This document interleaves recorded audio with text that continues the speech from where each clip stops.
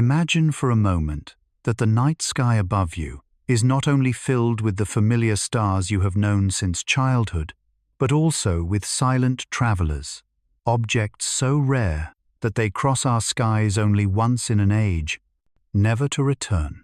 Imagine that, as you close your eyes tonight, far beyond the moon, far beyond even the wandering planets, something from another star system is quietly drifting into view. Hey guys, tonight we are going to follow one such traveler, a comet named 3I divided by Atlas. It is not from here, not from our sun's family, but from the great unknown between the stars. So, before you get comfortable, take a moment to like the video and subscribe, but only if you genuinely enjoy what I do here. And if you don't mind, I invite you to share your location and your local time in the comments. It always warms me to see the global constellation of souls gathered beneath the same sky, resting together. Now, if you're ready, let's begin. When astronomers first noticed 3I divided by Atlas, it was almost a whisper, a faint smudge against the vast backdrop of space. It wasn't loud like a supernova, or dramatic like a meteor shower. It was quiet, subtle, a small flicker moving against the starry night. Yet, within that faintness was a profound mystery, because 3I divided by Atlas was not born here. It did not belong to the gravitational embrace of our Sunday. It had wandered across unimaginable distances, a messenger from another system. This makes it only the third confirmed interstellar object humanity has ever glimpsed. The first, in 2017, was the elongated and mysterious Oumuamua. The second, in 2019, was 2I divided by Borisov, a more typical comet-like traveler. And now, 3I divided by Atlas drifts silently into our story. Each one has arrived unexpectedly, reminding us that the universe is not closed and quiet, but open and alive, with currents of ice and stone flowing between the stars. Think about it.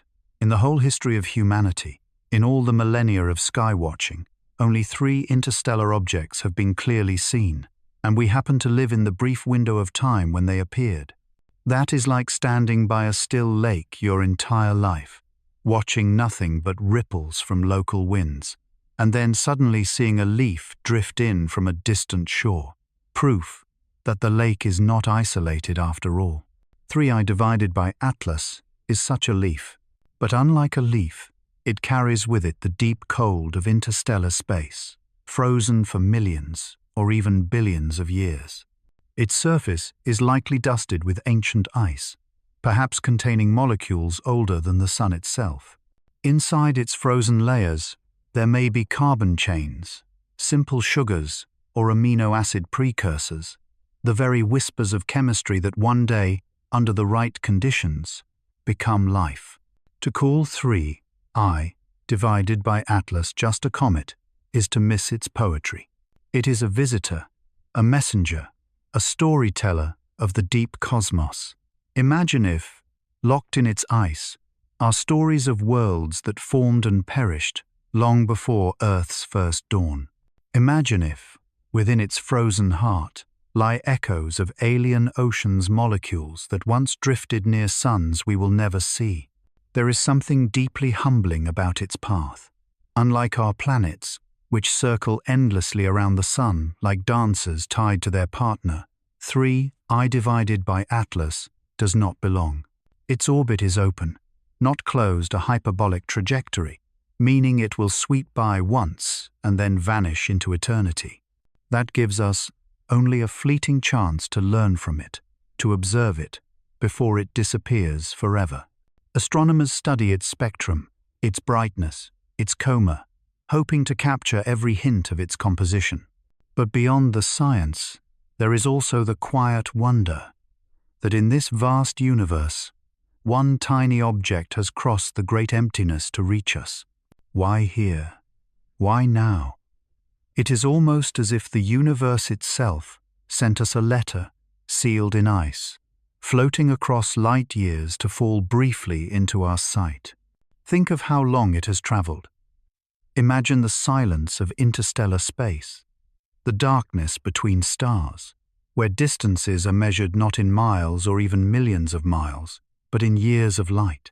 For hundreds of thousands, maybe millions of years, 3I divided by Atlas has wandered alone, untouched, carrying its frozen cargo. Through radiation, through cosmic rays, through dust clouds, it survived, until finally it crossed paths with our small blue world. There is a soft irony here. We, the children of Earth, who so often look outward for meaning, now find ourselves visited by something that has looked inward, toward us, from a place beyond imagining. And so, as we watch it, we are invited to reflect. What if life on Earth began not from Earth itself, but from such visitors? What if our oceans, our forests, even our own bodies contain the fingerprints of travelers like 3I divided by Atlas?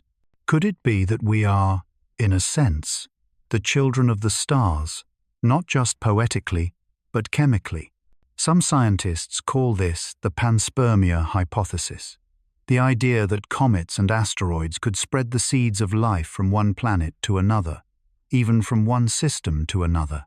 If so, then every interstellar comet is not just an icy rock, but a potential seed-bearer, drifting across galaxies, waiting to fall into fertile ground. Even if panspermia remains uncertain, the beauty of the idea lingers.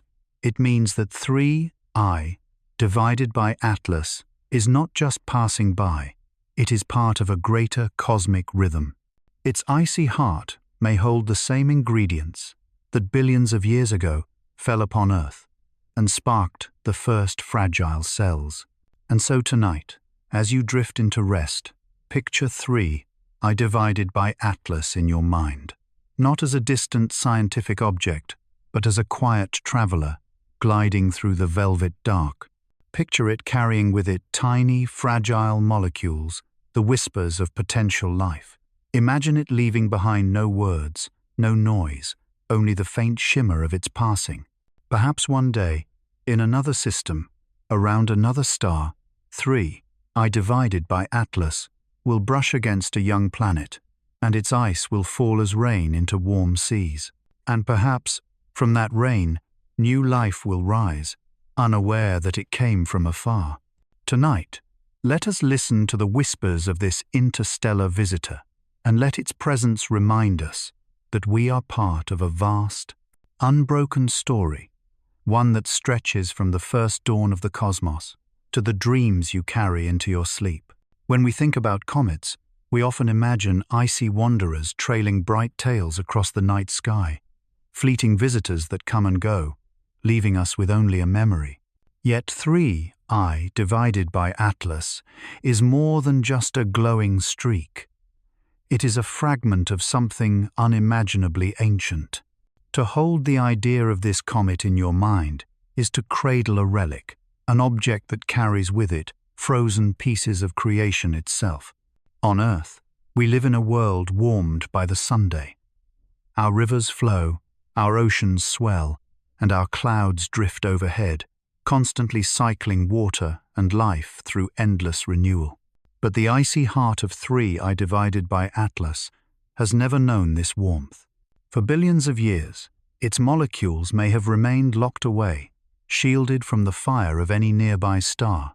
In its core may rest the original ices that condensed out of interstellar clouds long before our sun was born. These ices are not just water. They may include frozen methane, ammonia, carbon dioxide, carbon monoxide, and even more exotic molecules like formaldehyde or methanol chemicals that on Earth's surface become part of the dance of biology. When heated by sunlight, such molecules break apart and recombine, creating the complex chemistry that could eventually build amino acids, the building blocks of proteins, and nucleobases, the alphabet of DNA. If you think of Earth as a great library of life, then 3I divided by Atlas is like a book still bound in its original wrapping, untouched, unopened, its story preserved from the dawn of cosmic time. Astronomers believe that comets are the deep freezers of the universe. In the swirling disks of gas and dust that form new stars, most material falls inward, becoming part of the central star or its surrounding planets. But a small portion is cast outward, frozen at the edges, preserved in the cold where sunlight cannot reach. These fragments remain unchanged, while everything else evolves and burns and crumbles. That is what makes 3, I divided by Atlas, so remarkable.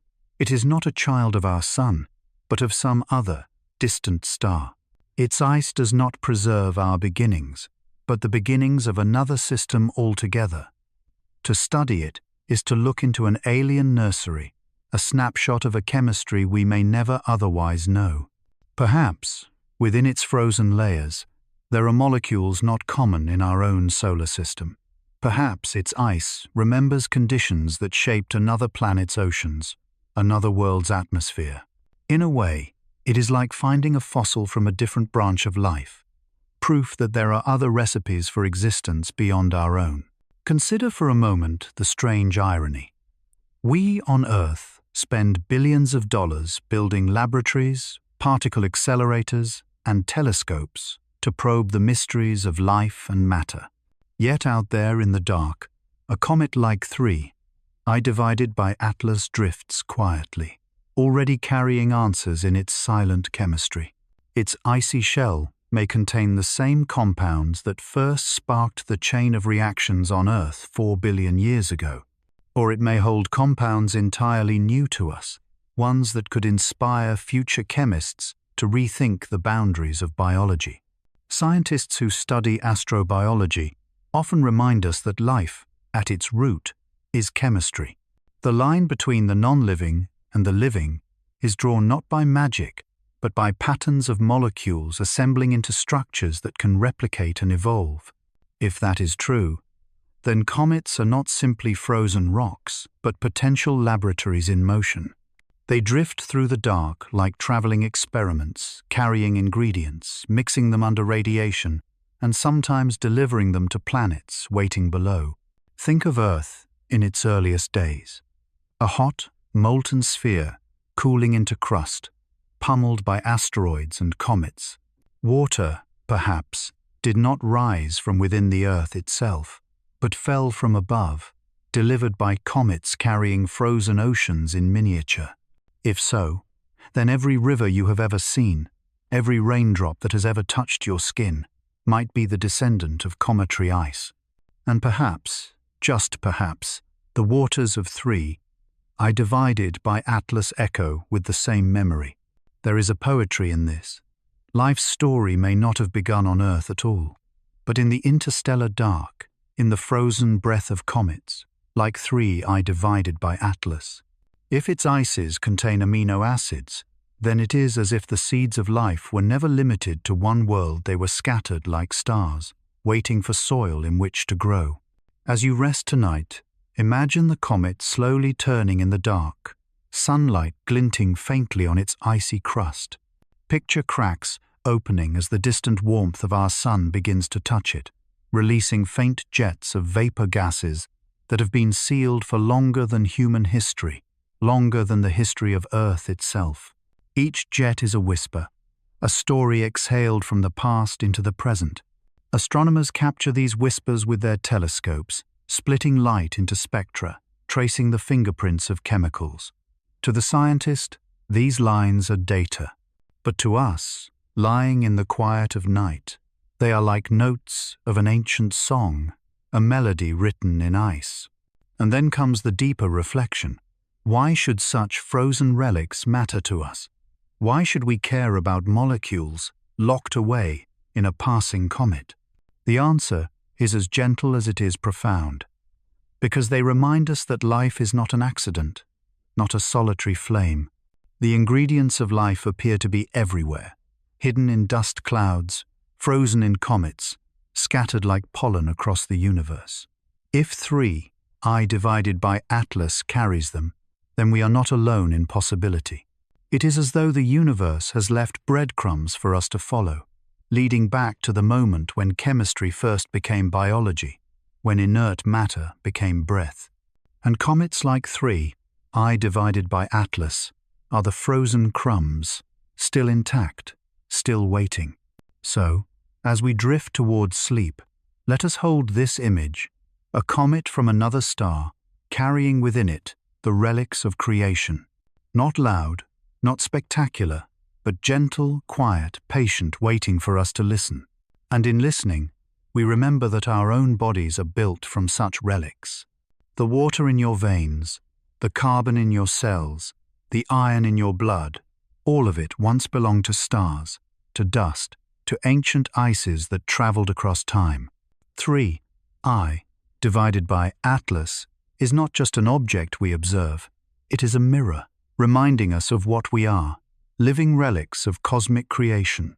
And perhaps, in its icy silence, it whispers that life, in one form or another, will always find a way.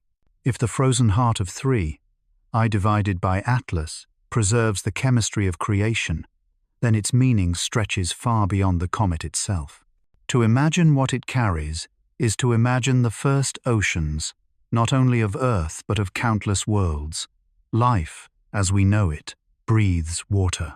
Every cell on Earth is a small ocean contained within fragile membranes. Our blood is salty because our ancestors arose from seas. When we look at 3, I divided by Atlas, we see not just ice, we see the possibility of oceans waiting to be born. On Earth, the origin of water remains one of science's enduring mysteries. Did it bubble up from volcanic vents, released from deep rocks as the planet cooled, or did it rain down from the sky, delivered by a bombardment of icy comets and asteroids billions of years ago?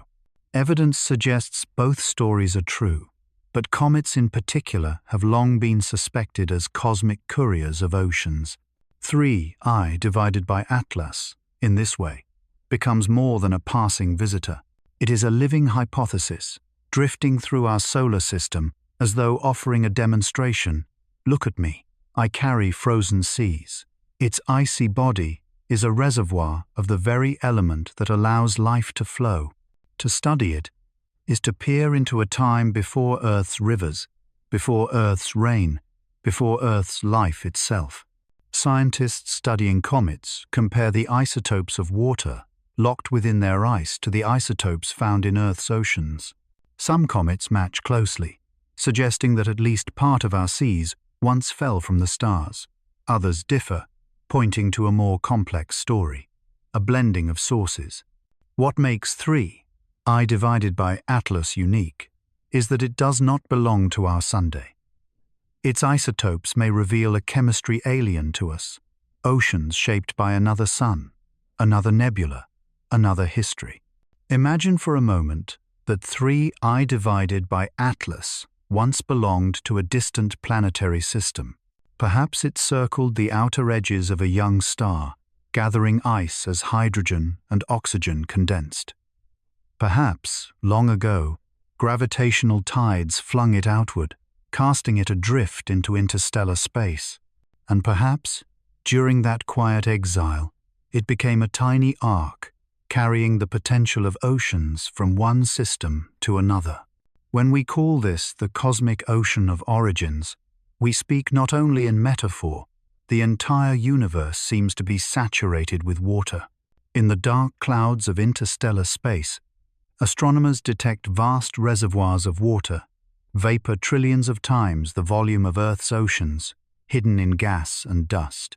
Frozen comets, like 3 I divided by Atlas, are fragments of this ocean, scooped up, preserved, and carried across light years. It is humbling to realize that water is not rare, not confined to Earth. It is a cosmic commoner, woven into the chemistry of stars and planets everywhere. And wherever water flows, the possibility of life follows. Thus, when we watch 3 I divided by Atlas releasing its vapor as it approaches the sun, we are watching a drop of the universal ocean shimmer before our eyes. But let us drift further, into the philosophy of it. To see 3, I divided by Atlas, as an ocean bearer, is to see ourselves as part of a much larger cycle.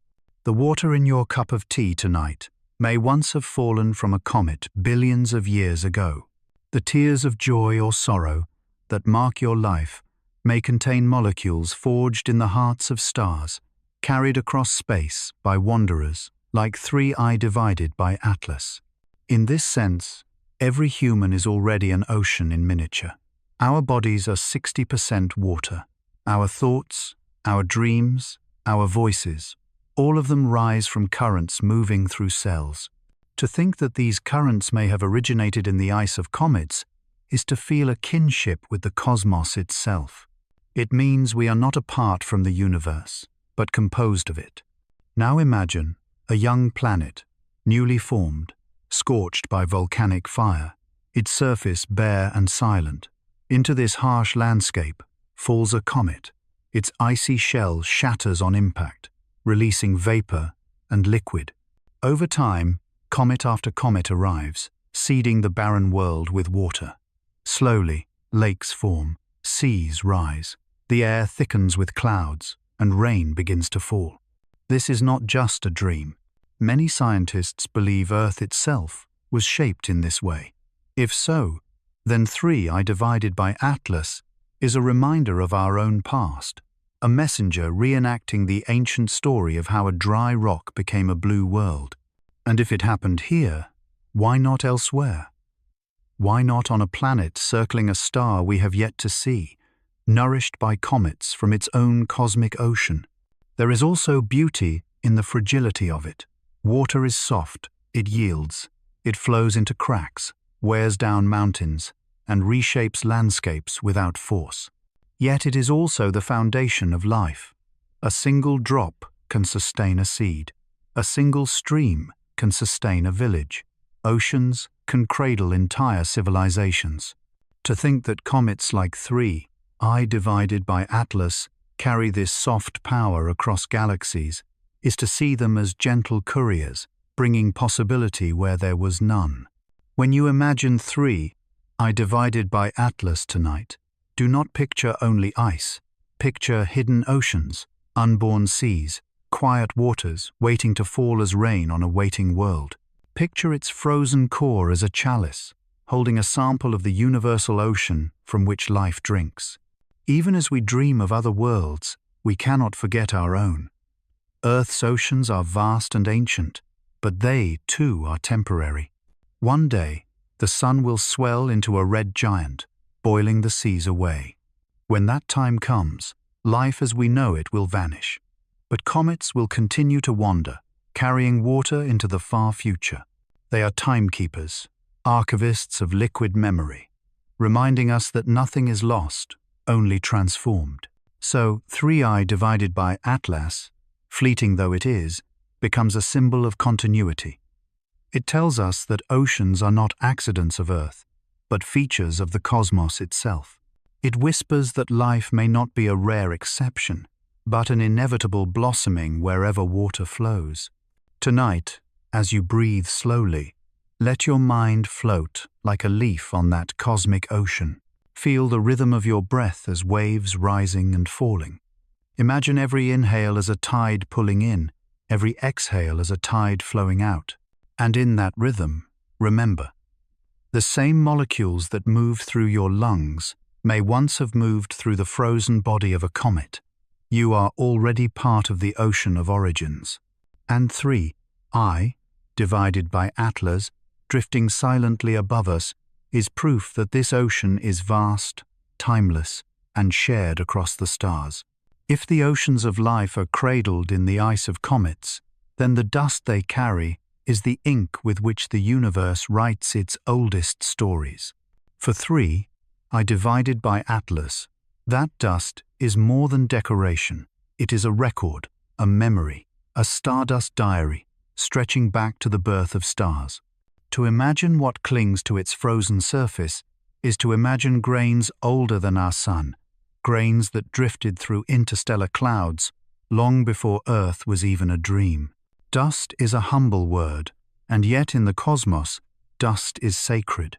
It is not the nuisance we sweep from shelves or the grit that clings to our shoes. Cosmic dust is the residue of stars themselves, tiny particles of carbon, silicates, and ices expelled in the final breaths of dying suns. When a star like our Sun swells into a red giant or explodes in a supernova, it scatters its ashes into space. From those ashes, new stars and planets are born. To look at 3, I divided by Atlas, is to look at dust that has traveled unimaginable distances. Every grain on its surface may have come from a different story. One particle from a long-dead red giant, another from a supernova that lit up a galaxy centuries before Earth's formation. Together, they form a mosaic of memories pressed into the comet's icy skin. Astronomers who study cometary dust often speak of pre-solar grains, tiny fragments that predate the birth of the solar system. Found in meteorites and comet samples, they are like fossilized moments, preserved against time. If 3I divided by Atlas holds such grains, then it holds the voices of stars we will never see, carried across light years into our own skies. Think of how fragile and yet how eternal this dust is. On Earth, dust is blown away by wind, washed away by rain. In space, it drifts, slowly, for millions of years, until gravity pulls it into the embrace of a comet. There, it waits, sealed in ice, like a letter placed in a bottle and cast into the cosmic sea. Now, as 3I divided by Atlas approaches our Sun, some of that dust is being released. Tiny motes stream away, carried by solar wind, glowing in the comet's faint tail. Each particle is a message. I was here before you were born. I will still be here when you are gone. These are not just specks of matter, but storytellers, whispering of the universe's first fires. Let us slow down and reflect. What does it mean for us, small beings on a small planet, to study dust billions of years old? It means that the boundaries of time collapse in our hands. To analyze the chemistry of a grain from 3I divided by Atlas is to hold a fragment of the universe's memory. It is like finding a grain of sand that remembers the tide from which it fell, even though the shore is long gone. And it humbles us too, for in a way, we are also dust. The carbon in our bodies was forged in the hearts of ancient stars. The calcium in our bones was born in supernovae. The iron in our blood is older than Earth itself. To say, we are stardust, is not poetry, but literal truth. And when we watch the dust of 3I divided by Atlas drift through our skies, we are watching our own ancestry float past, reminding us that life is built from remnants of forgotten suns. There is a myth, told among many cultures, that humans are born from clay or dust, shaped by divine hands. Science, in its own way, affirms the myth. We are, indeed, born of dust, not clay alone, but cosmic dust, infused with starlight, animated by water and time. 3I divided by Atlas, then, becomes not only a comet, but a reminder of that mythic truth. We are dust that dreams. Perhaps that is why people across ages have looked at comets with awe and fear. Even without telescopes, ancient skywatchers saw them as omens, as messages from the gods. They did not know about amino acids or pre-solar grains, but they sensed the sacredness of these visitors. They saw in their shimmering tails the handwriting of destiny.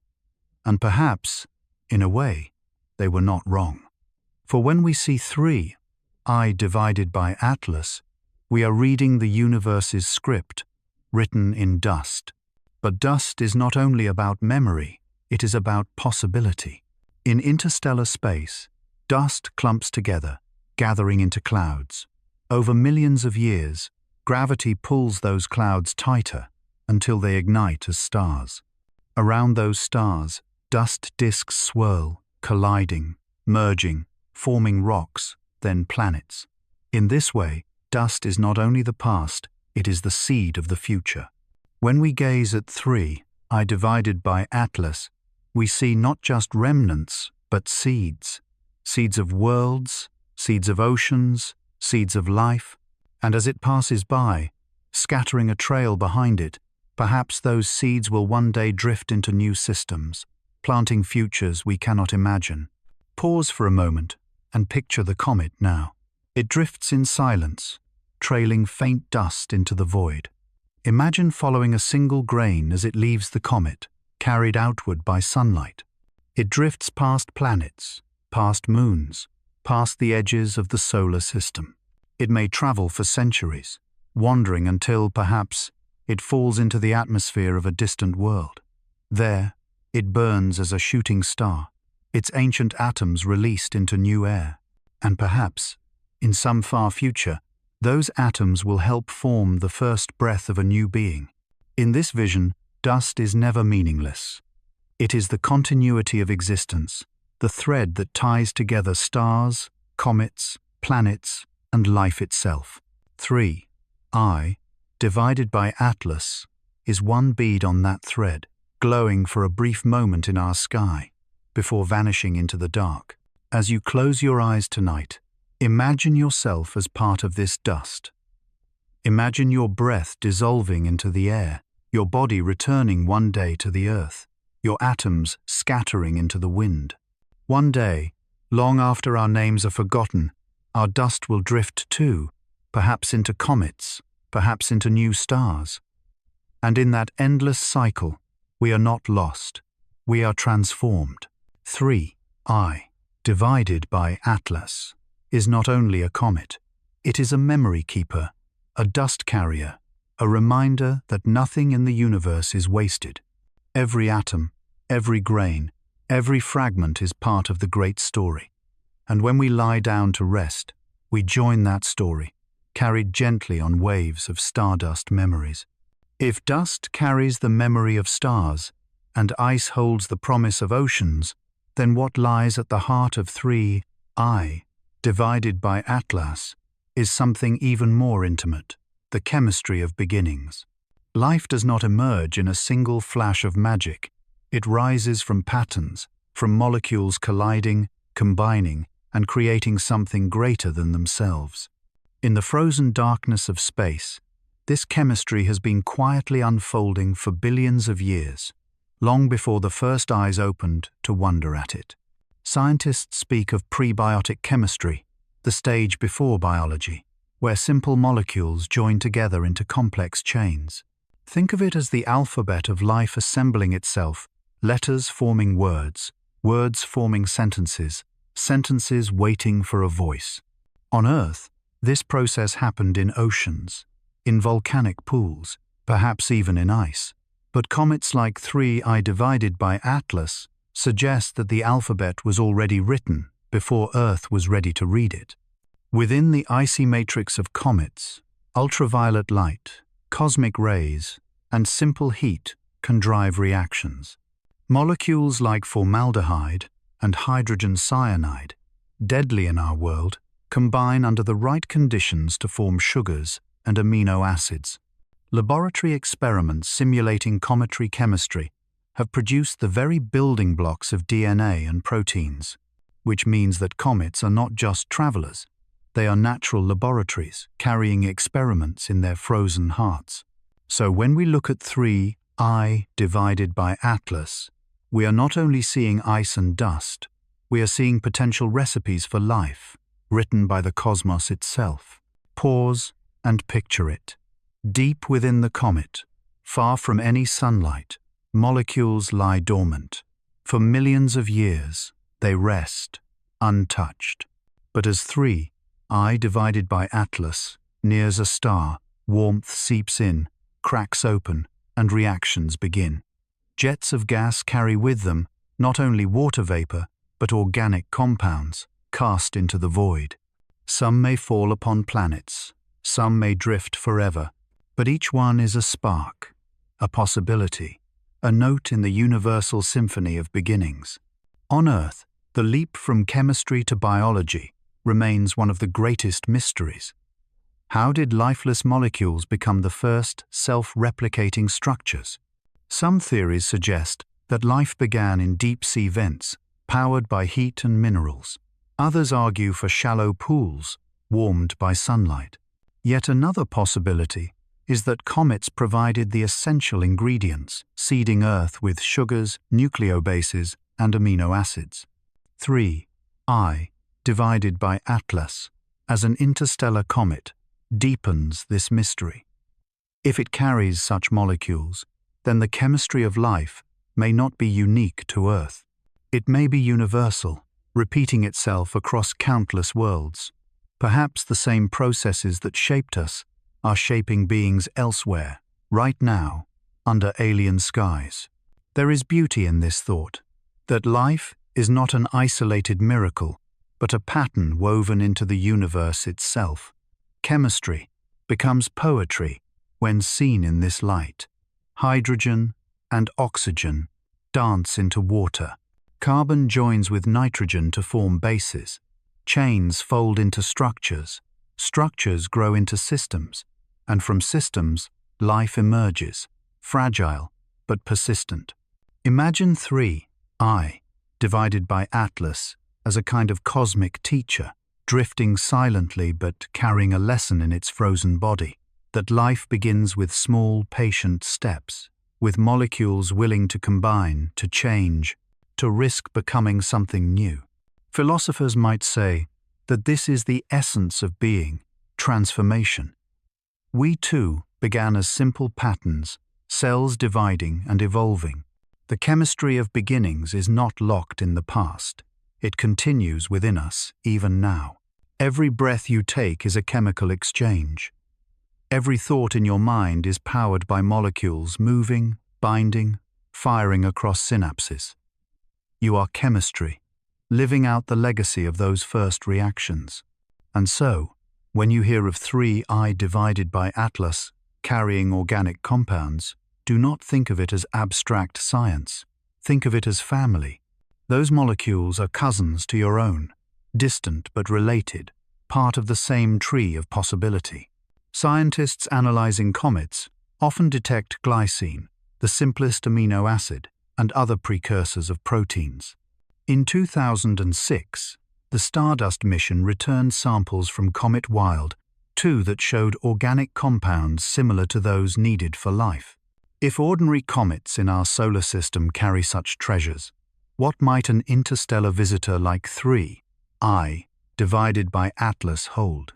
Could its chemistry be richer, stranger, tuned to conditions of another star system? Could it contain molecules that Earth has never known, recipes for forms of life we cannot yet imagine? If so, then 3 I divided by Atlas is not only a relic, it is a messenger bearing possibilities. Its chemistry whispers that life may take many forms, each one rising from the same simple alphabet, rearranged in endless variation. Let us drift into metaphor. Think of a blank page sprinkled with letters. At first, they are meaningless, but slowly, they gather into words, then into sentences, then into stories. Life, too, is a story told in chemistry. 3. I divided by Atlas is one of the pens with which the universe writes. Its ink is carbon, hydrogen, oxygen, nitrogen, letters familiar to us all. The story it carries may be one we already know, or one we have yet to read. And if we are patient, if we are quiet, perhaps we can catch a glimpse of that story as the comet passes by. As you rest tonight, consider this. The beginnings of life are not gone. They are happening everywhere, all the time. In the oceans of icy moons like Europa and Enceladus, in the methane lakes of Titan, in the faint plumes of comets like 3, I divided by Atlas, the chemistry continues. The universe is always writing, always experimenting, always beginning. And we, drifting on our small planet, are witnesses to this endless creativity. Perhaps, in the far future, we will learn to follow comets, to collect their molecules, to seed new worlds ourselves. Perhaps humanity will become part of the chemistry of beginnings, carrying water and organics to barren planets, repeating the story of Earth on other shores. And when that happens, we will only be following in the footsteps of comets like 3I, divided by Atlas, who have been doing this since time immemorial. So tonight, let us honor the quiet work of molecules. Let us remember that even the smallest chains of atoms can carry the greatest potential. And let us see in 3I, divided by Atlas, not just an icy rock, but a cradle of beginnings, a symbol that life is written into the fabric of the cosmos. For in its frozen chemistry lies a message. Beginnings are everywhere, and perhaps so is life. The chemistry of beginnings is not only about molecules, it is also about moments. Every planet, every world, has its first dawn, a time when darkness gives way to light, when silence yields to breath. To think of 3I divided by Atlas is to think of such dawns, echoes of the first light that ever touched the surface of a living world. On Earth, the first dawn was not like the ones we know now. The sky was heavy with haze, the air thick with volcanic gases. There were no birds to sing, no leaves to rustle, no oceans blue and calm. Instead, Earth's seas boiled with chemical reactions, shallow pools shimmered under lightning, and the ground shook with impacts from space. And yet, in that harsh and fragile place, something miraculous was stirring. Simple molecules were joining, forming chains, folding into structures, becoming more than they were before. When we imagine 3I divided by Atlas, drifting through space, we are reminded of that time. Its icy body may contain the same ingredients that once fell upon Earth, catalyzing our first dawn. It is as if the comet is an echo, replaying for us the whispers of that ancient morning. Consider the symbolism. The first dawn is not only a scientific concept, but a universal archetype. Across cultures, dawn represents birth, hope, and renewal. Myths speak of the sun rising for the first time, of gods breathing life into clay, of light emerging from chaos. In many ways, science and myth converge here. Both see dawn as a beginning, a transition from nothingness to somethingness. 3I divided by Atlas embodies this. It is not just an object crossing the sky. It is a reminder of beginnings repeated across the cosmos. Every planet that awakens, every ocean that stirs, every cell that divides for the first time, all are dawns. And comets, carrying water and organics, are often the messengers that make such dawns possible. Pause for a moment and imagine yourself standing on the shore of the early Earth. The air is strange, the sea restless, the land barren. Above, the sun is dimmer than today, filtered through clouds of dust. Suddenly, from the sky, a comet streaks, crashing into the sea. Its ice melts, its molecules scatter, and in that mixture, chemistry begins to shift. Lightning cracks, heat stirs, and slowly, the first whispers of life emerge. That scene, repeated countless times across billions of years, may be written into the body of 3I divided by Atlas. It carries with it echoes of dawns long past, not only on Earth, but perhaps on other worlds. Astronomers sometimes describe comets as time capsules, but they are more than that. They are echo chambers, reflecting the conditions of their birth and amplifying them across the cosmos. When we study 3I divided by Atlas, we are not just studying a piece of ice and rock, we are listening to the resonance of first mornings, to the fragile notes of creation's earliest symphony. What does that sound like? It is not a trumpet or a drum, not thunder or applause. It is quieter than that. It is the bubbling of water, the fizz of molecules reacting, the hum of energy moving through simple chains. It is the sound of possibility, of patience, of time itself. There is also a personal echo in this story. Each of us, in our own lives, has known a first dawn, the moment when we took our first breath, the moment when we first opened our eyes. Even now, every morning is a repetition of that echo. We rise from darkness into light, from silence into motion, from sleep into awareness. To link ourselves to 3, I divided by Atlas, is to recognize that our daily rhythms are part of a cosmic rhythm. Each dawn we live is an echo of the first dawn of Earth and of the countless dawns yet to come on other worlds. Scientists often speak in data, in spectra, in measurements, but beneath those numbers lies a deeper story. When they say that comets carry amino acids, what they mean is that comets carry possibility. When they say that 3I divided by Atlas is interstellar, what they mean is that the universe shares its gifts. When they trace its orbit, they are tracing a path that connects our present to the past of other stars. 3I divided by Atlas is, in this sense, a storyteller. Its story is not told in words, but in whispers molecules that echo through time, carrying the memory of beginnings. And so tonight, as you drift closer to sleep, imagine those echoes. Imagine the first dawn of Earth, the dim sun rising above a restless sea. Imagine another planet, far away, waiting for its dawn. And in between, imagine 3I divided by Atlas drifting, carrying the echoes from one to the other, a bridge between past and future, between silence and song. There is a quiet comfort in knowing that dawn is not rare. It happens again and again, in cycles and rhythms we barely notice.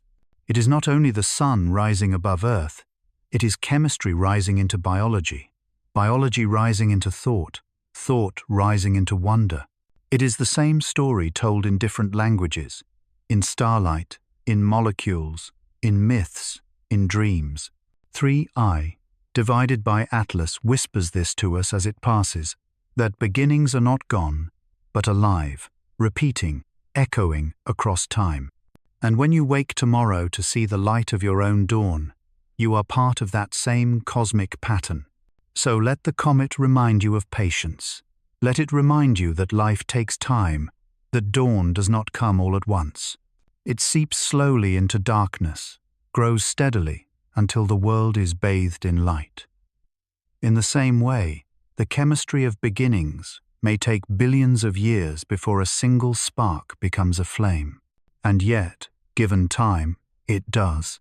Always, it does. 3I divided by Atlas is proof of that patience. It has wandered for eons, carrying its frozen cargo, waiting for a chance to release it. Perhaps it will never fall upon a fertile world. Perhaps it will simply drift on, echoing quietly. But even so, it holds within it the possibility of dawn, waiting, patient, eternal. As you rest, picture this. You are standing at the edge of a vast cosmic sea, the horizon dark but glowing faintly with promise. Behind you is silence. Before you is light. And across the sea drifts 3I divided by Atlas, carrying echoes of the first dawn, whispering softly that beginnings are always near. Since the first dawns of human thought, the sky has been a canvas on which we paint our deepest fears and our highest hopes.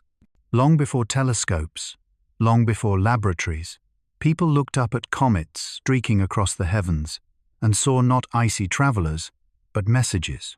They were omens, prophecies, blessings, or curses threads woven into myth. And though we now call 3I divided by Atlas an interstellar comet drifting silently between suns, it still enters this ancient story. It is a new visitor, but it walks an old path.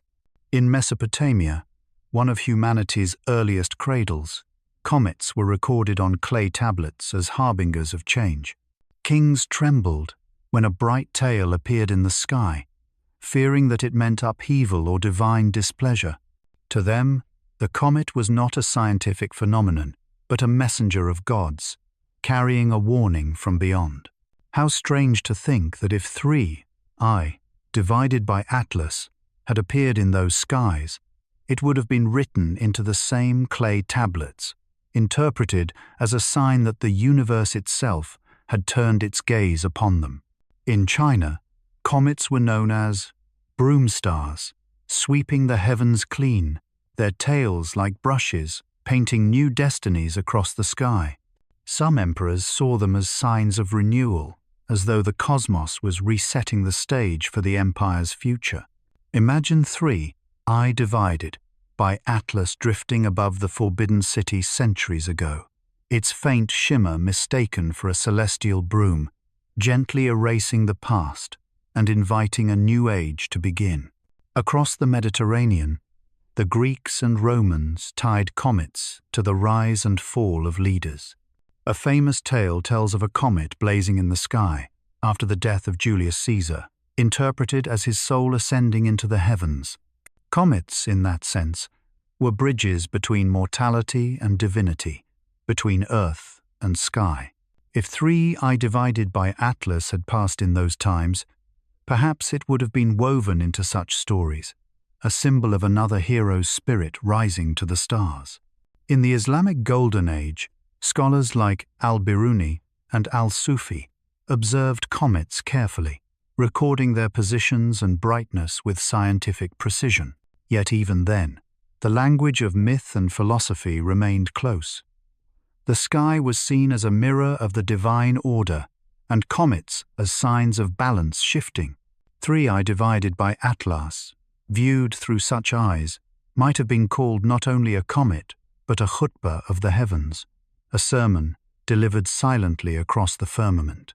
But myths were not only fearful, they were also hopeful.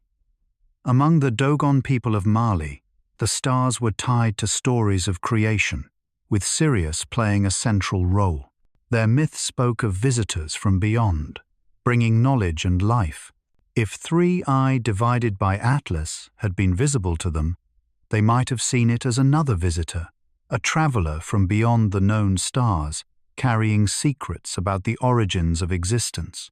In Hindu tradition, the churning of the cosmic ocean, the great story of creation, produced both nectar and poison, both life and death. Comets, with their dual nature of beauty and fear, might have been seen as fragments of that cosmic churning, spilling across the sky.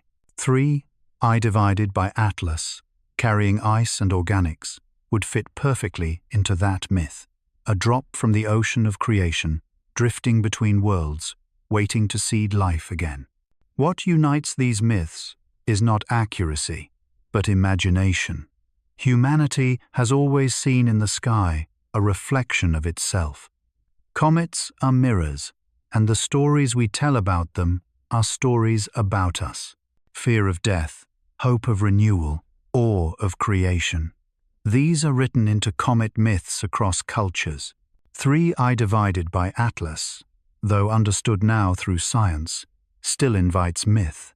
We know it is not a curse, not a broom, not a soul, and yet, when we watch it, something ancient stirs. We feel the same awe our ancestors felt. We sense the same mystery. Science tells us that it is a ball of ice and dust, but myth whispers that it is also a messenger, bearing meaning beyond measurement. Perhaps that is the secret of comets. They live in the space between fact and story. They are physical, measurable, predictable, but they are also symbols, shaping the way we see ourselves. 3 eye divided by Atlas, by arriving now, enters our own myth. It reminds us that the universe is alive with visitors, that life may not be bound to Earth alone, that our story is part of a much larger one. Even in the age of satellites and spectroscopes, myths still breathe. We tell them differently, but we tell them all the same. Instead of gods, we speak of molecules. Instead of omens, we speak of origins. But the feeling is unchanged. A quiet awe that something beyond us has come to touch our sky. So, as you lie in the stillness of night, let yourself drift into those myths. Imagine you are an ancient sky watcher, seeing 3 eye divided by Atlas without knowing its name. Would you fear it? Would you worship it? Would you tell your children that it meant change was coming? And then, return to the present and realize that in your wonder, you are no different. You too are telling a myth, not carved into clay, not sung in temples, but whispered in the silence of your own thoughts as you drift towards sleep. 3. I, divided by Atlas, carries with it the weight of both science and myth. It is a fragment of chemistry and a fragment of story, a relic of creation and a relic of imagination. To see it is to join a lineage of sky watchers stretching back thousands of years, all looking up and seeing more than just ice. In this way, the comet unites us across time. It ties the clay tablets of Mesopotamia to the telescopes of today. It ties myths of gods to equations of chemistry. It ties fear to wonder, endings to beginnings, and above all it ties us to the cosmos, reminding us that we are not only observers of the sky, but participants in its eternal story. So tonight, as you close your eyes, imagine 3 free I, divided by Atlas, drifting across a tapestry of myths, carrying the whispers of countless cultures, carrying the echoes of stories told long before your time. And in those whispers, hear not only the past, but the present, the reminder that the sky has always spoken to us, and always will. When we call 3 I, divided by Atlas, an interstellar comet, we are saying something extraordinary. It has crossed the gulf between suns. It is not merely a fragment of our solar system, not a remnant of the same cloud of dust and gas that birthed Earth and the planets. It is a stranger, an emissary from elsewhere, carrying with it the history of another star.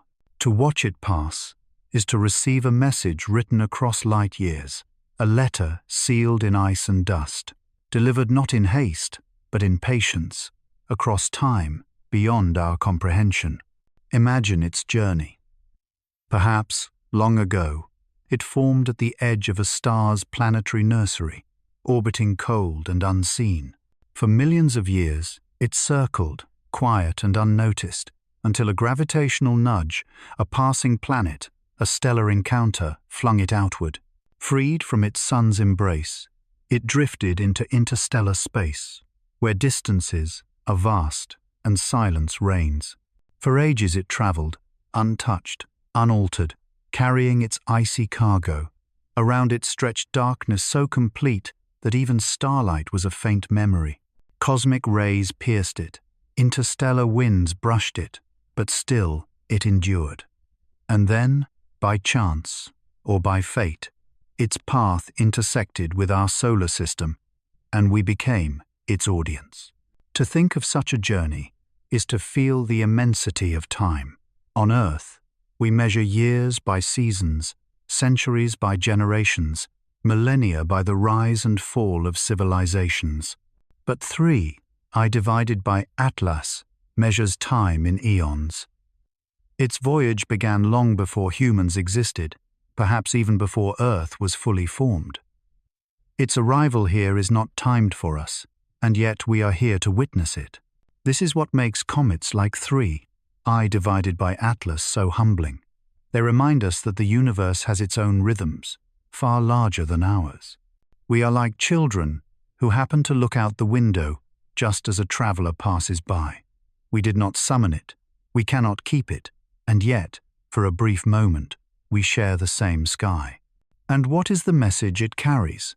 Science tells us it is chemistry, water, carbon compounds, stardust. But on another level, the message is deeper. It is a reminder that the universe is not isolated into neat boxes.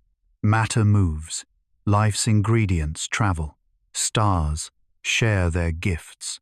To see 3 I divided by Atlas is to understand that creation is communal, that worlds are linked not by proximity, but by exchange. It whispers, "You are not alone. What made you is everywhere." Throughout human history, we have longed for messages from beyond, signals from other civilizations, voices from the stars. We build radio telescopes, scan frequencies, send probes. And yet, perhaps the messages have been arriving all along, not as words or signals, but as comets. 3.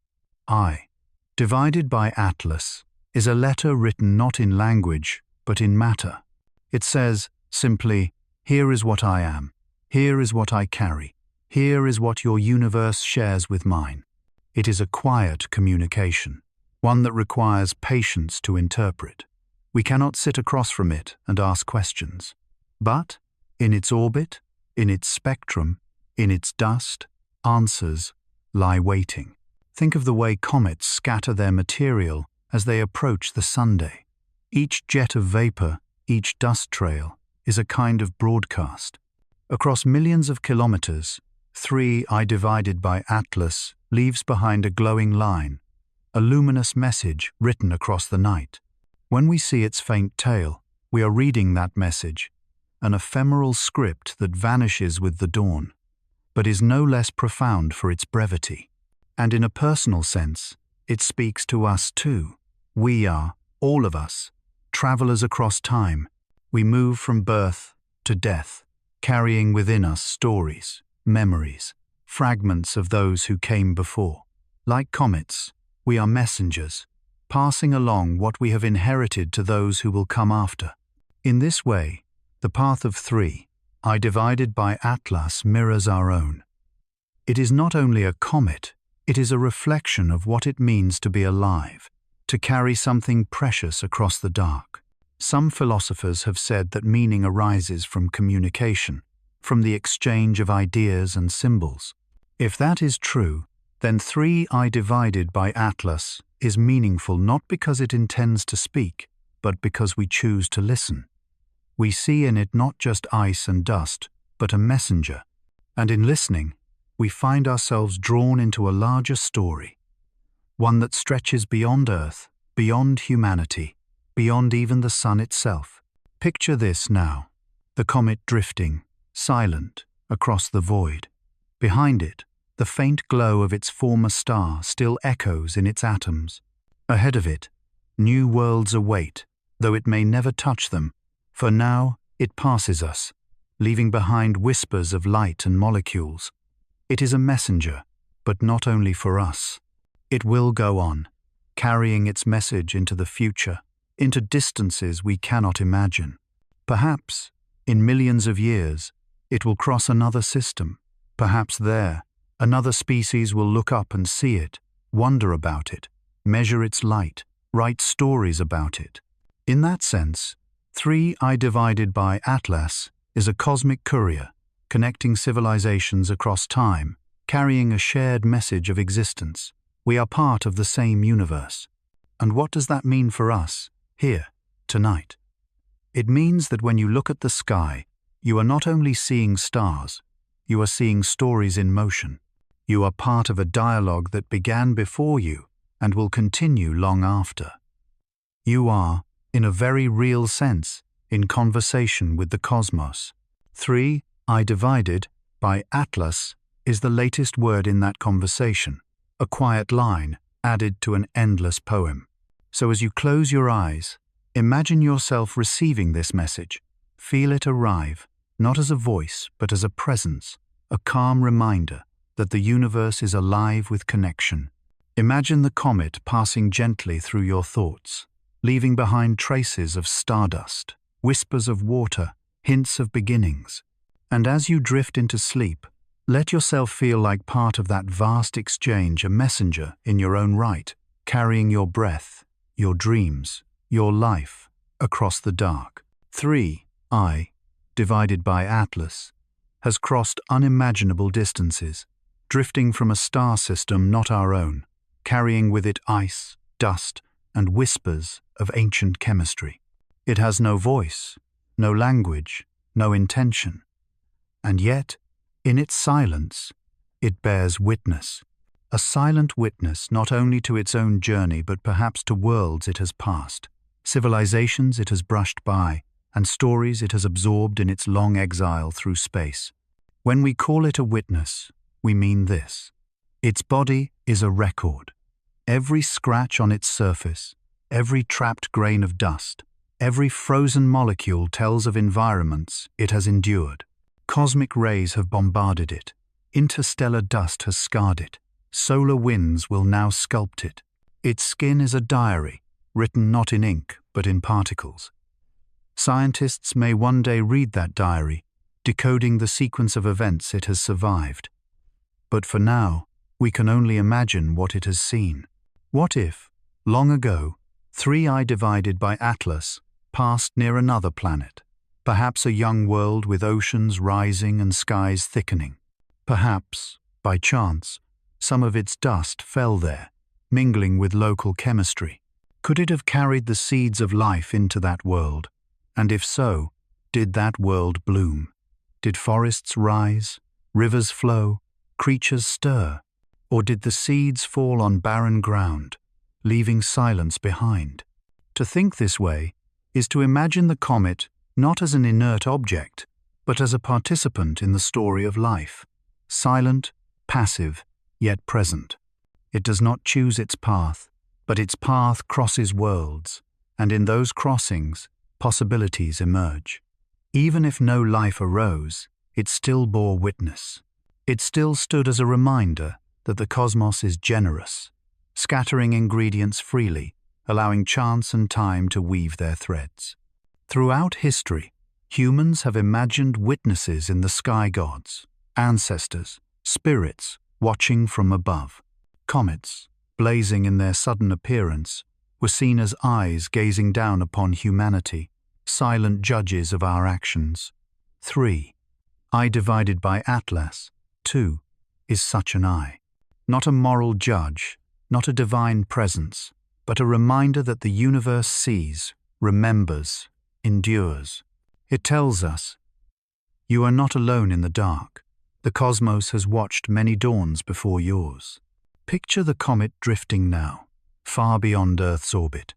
Imagine it as an ancient traveler, passing systems we will never know. Around one star, it may have seen planets burned dry, their seas evaporated. Around another, it may have passed worlds covered in ice, waiting for warmth. Perhaps, somewhere, it passed a planet alive with forests, or a moon with oceans teeming in shadows. Though it leaves no trace of its witnessing, the thought is enough. It has been there. It has seen what we cannot. And now, for this brief moment, it sees us. Earth, the blue world, turning quietly under the Sunday humanity, small and fragile, looking up and wondering. In its silence, it becomes a mirror. We project onto it our hopes, our fears, our longing to be remembered. Astronomers measure its orbit, plot its trajectory, and declare it will not return. Once it passes, it will vanish into the void again, carrying with it no record of us, except, perhaps, in its dust, which now mingles with our solar system. In this way, we too become part of its diary. Our sun, our Earth, our tiny civilization, all of them now imprinted faintly upon the witness as it departs. There is a bittersweet beauty in this. The comet will not remember us in the way we remember.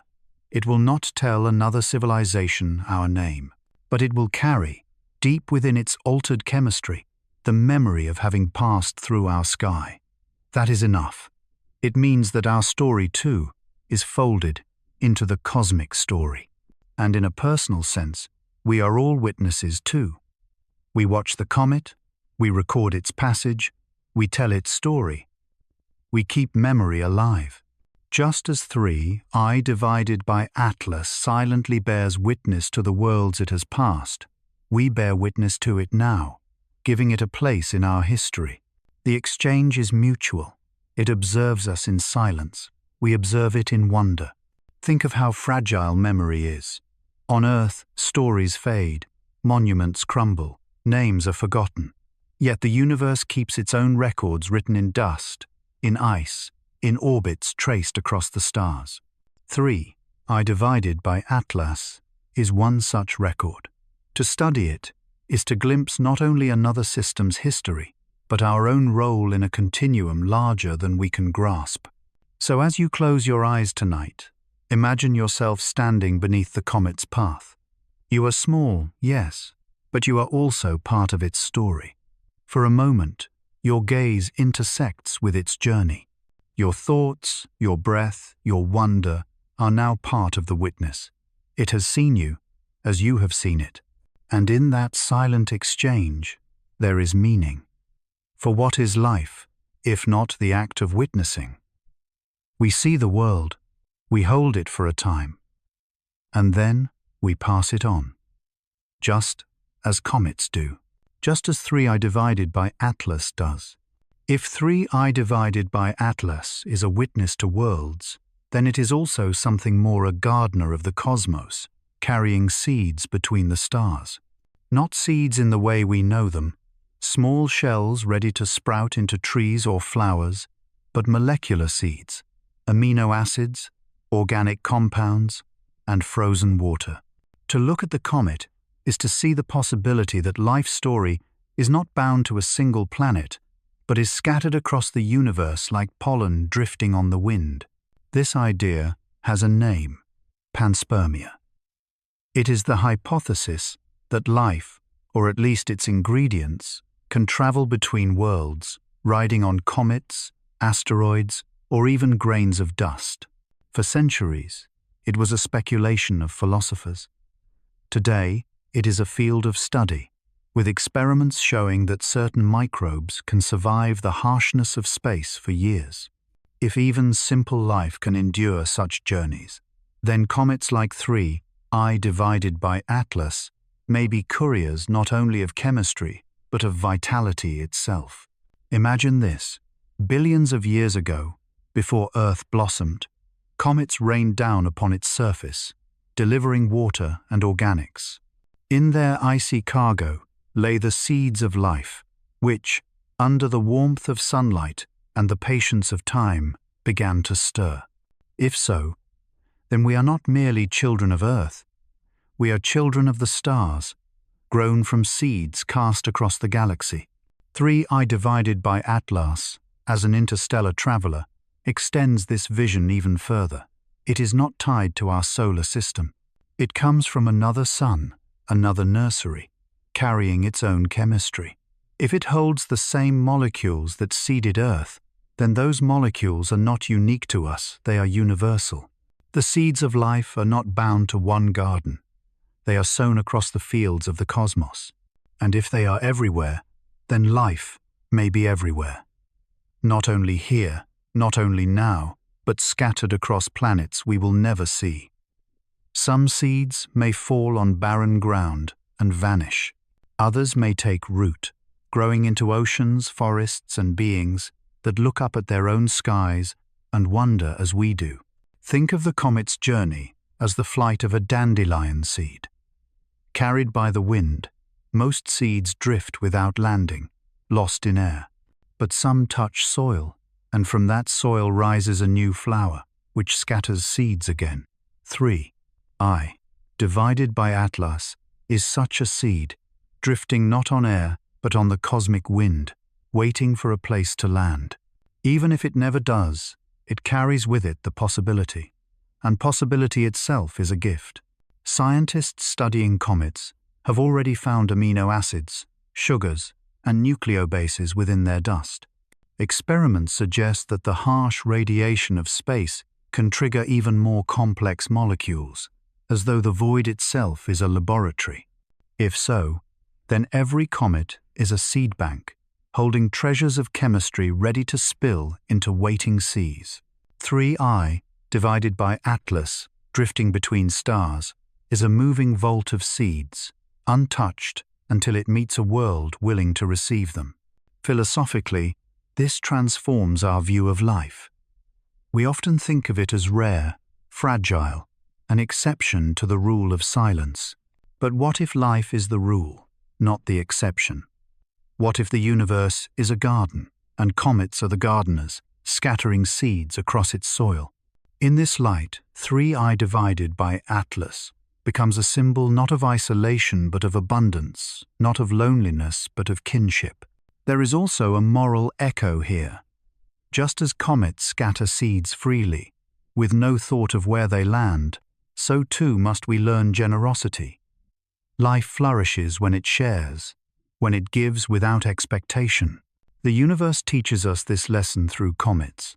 Sow widely, trust the soil, let time do its work. Pause for a moment and imagine, perhaps somewhere, long ago, a comet like 3I divided by Atlas seeded a world that now breathes with life. Perhaps oceans shimmer under alien suns, forests whisper in strange winds, creatures roam under skies of colors we cannot imagine. And perhaps, on one of those worlds, eyes like ours look upward, watching their own comets, and wondering if life came from beyond. If so, then we are not alone. We are part of a network of gardens, each one growing from the same seeds, each one whispering the same story. 3I divided by Atlas, drifting silently now above us, may be part of that thread, connecting us to lives we will never meet. In myth, seeds are often symbols of hope. They are small, fragile, easily lost, and yet within them lies forests, fields, futures. To hold a seed is to hold tomorrow.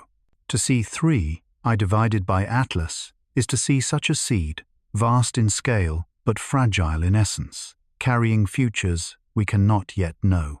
So tonight, as you prepare to rest, think of yourself too as a seed.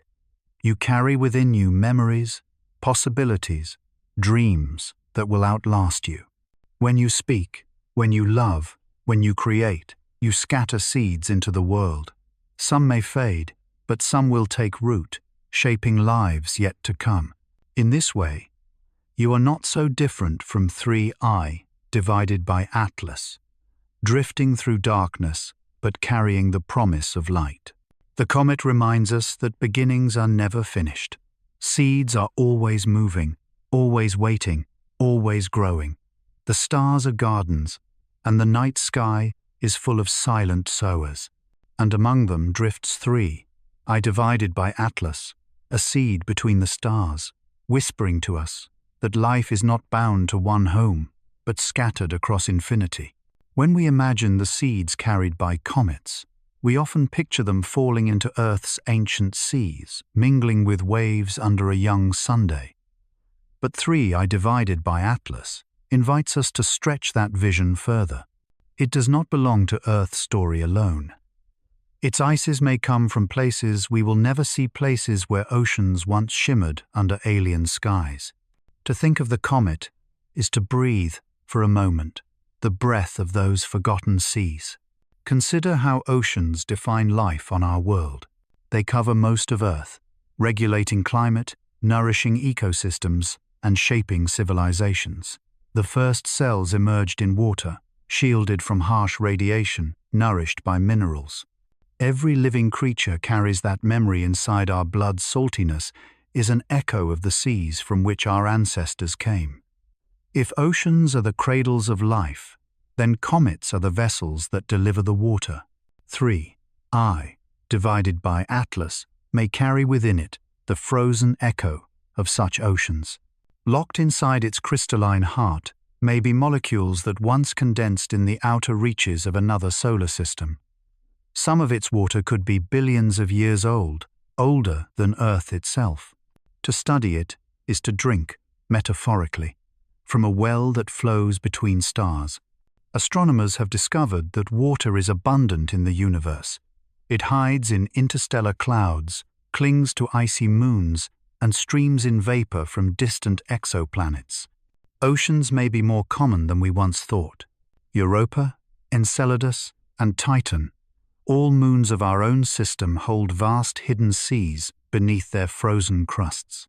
If that is true here, why not elsewhere?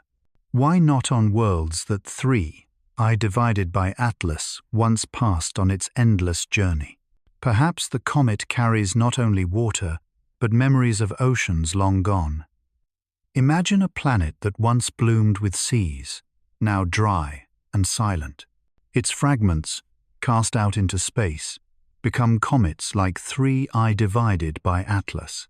In their ice is preserved the breath of those lost oceans, a last exhalation carried into the void. When we observe the comet today, we may be witnessing the preserved sigh of alien waters, whispering across light years.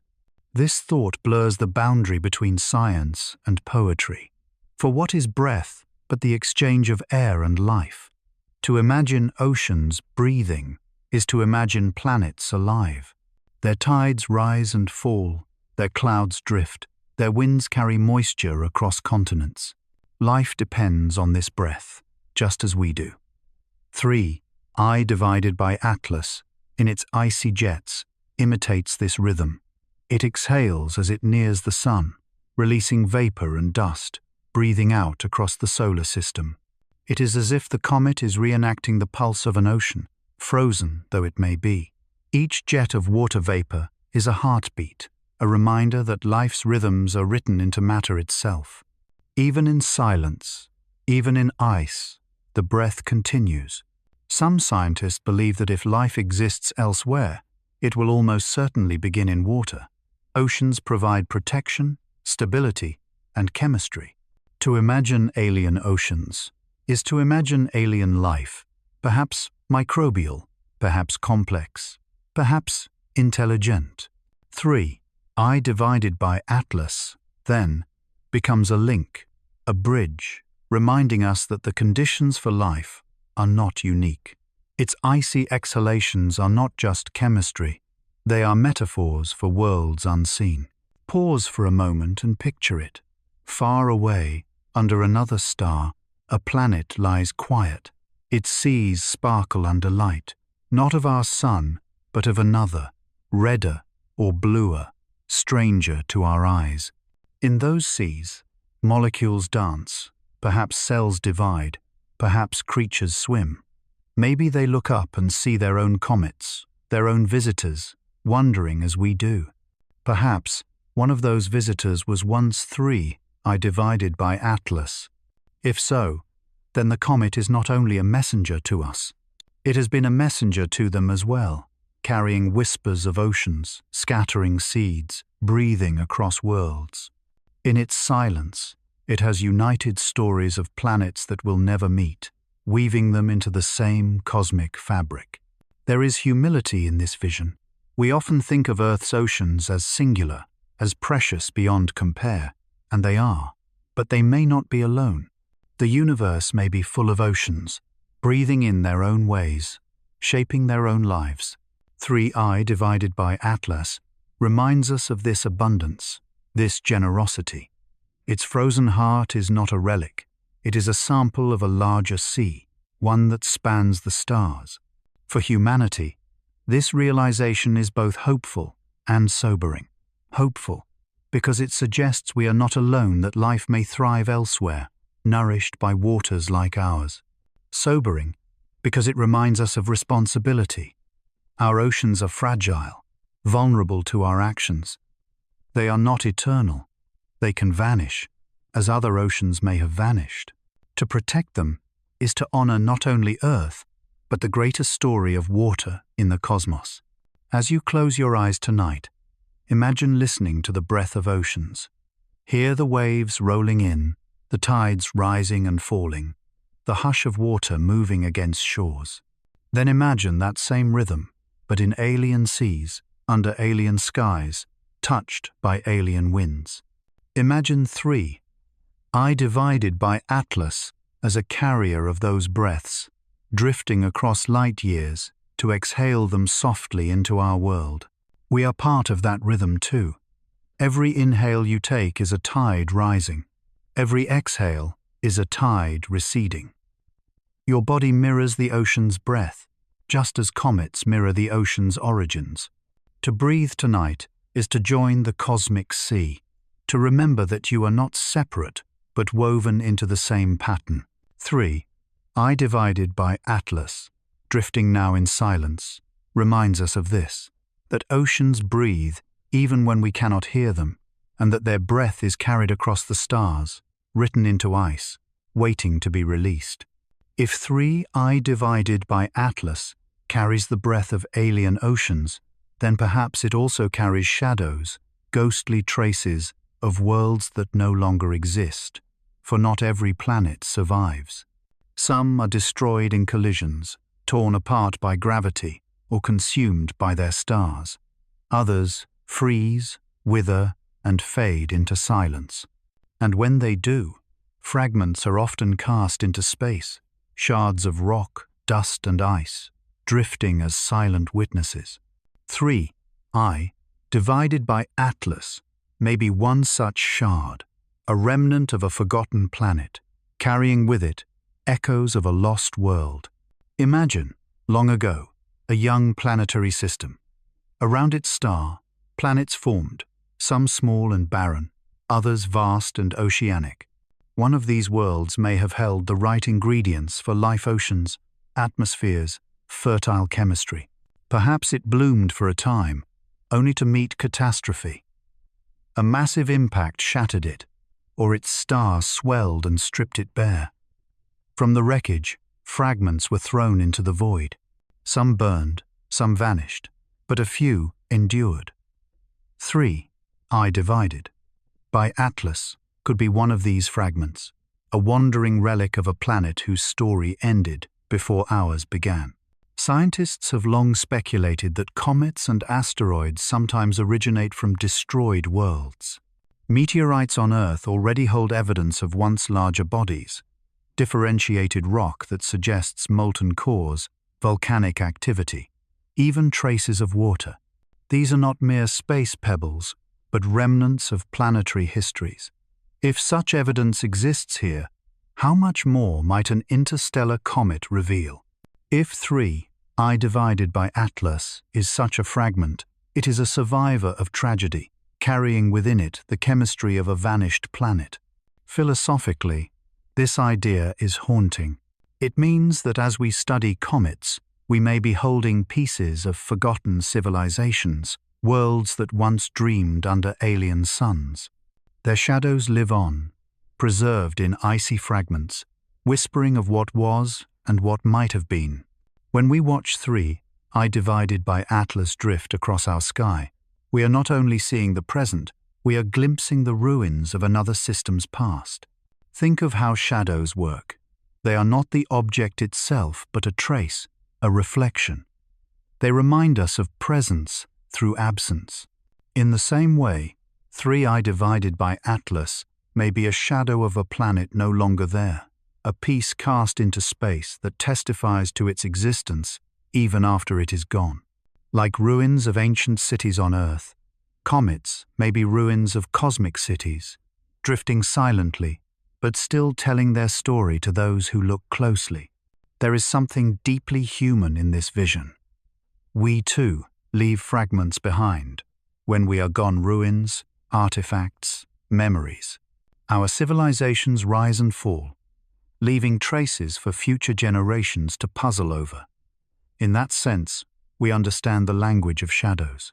To imagine 3, I, divided by Atlas as such a fragment is to see ourselves reflected, fragile, impermanent, yet determined to leave a mark. Perhaps that is why comets stir such emotions. They are beautiful, yes, but also melancholic. Their sudden appearance, their brief glow, and their swift departure mirror the fleeting nature of existence. 3, I, divided by Atlas, with its interstellar origin, amplifies this feeling. It is not merely fleeting, it is unique, a one-time witness passing through. Its very presence reminds us of impermanence, of the worlds that fade even as new ones are born. Science, too, recognizes this impermanence.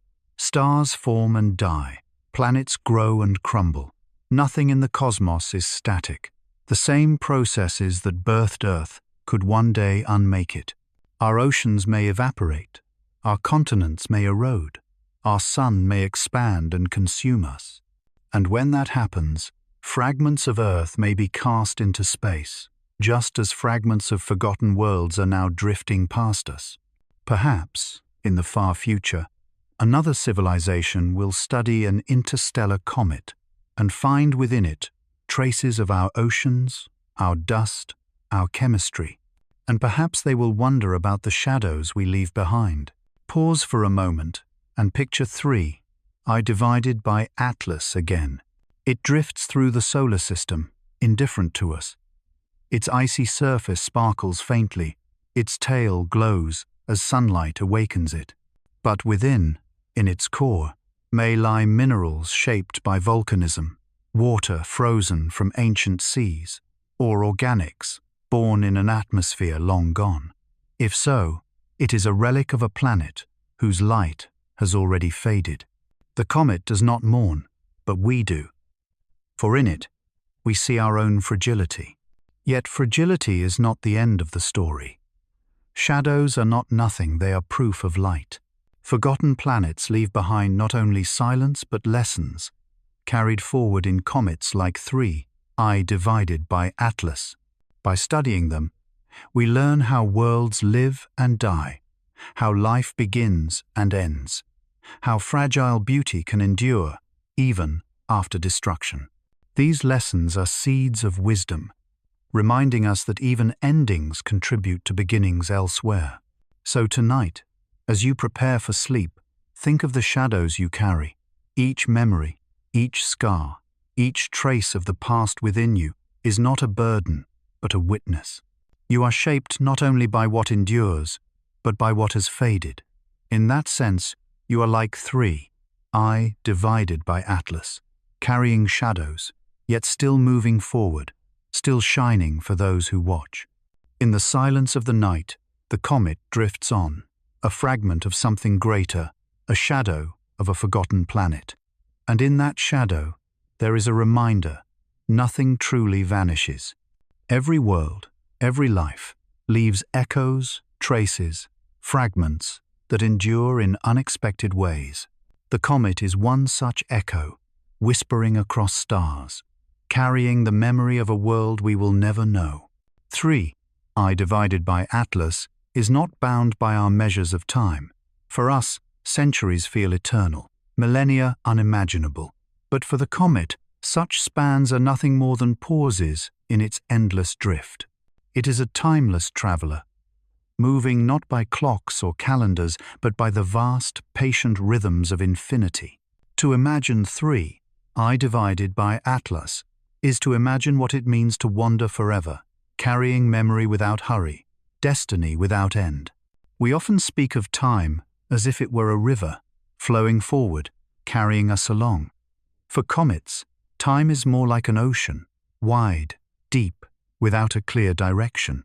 3, I, divided by Atlas, has drifted through that ocean for ages, uncounted, unmarked by seasons or years. It has known no childhood, no aging, only persistence. It does not grow weary, does not change its purpose. It simply moves, a voyager of infinity. Imagine it leaving its home system eons ago, stars that shone bright, then may now be extinguished. Civilizations, if any existed under those suns, may have risen and fallen, their voices long faded. And yet, the comet continues, indifferent to the passing of ages. It reminds us that time, as we feel it, is local. Our years are tied to Earth's orbit, our days to Earth's spin. But beyond Earth, in the deep void, time stretches differently, slower, broader, almost still. There is something profoundly soothing in this thought. Our lives are short, filled with urgency and deadlines.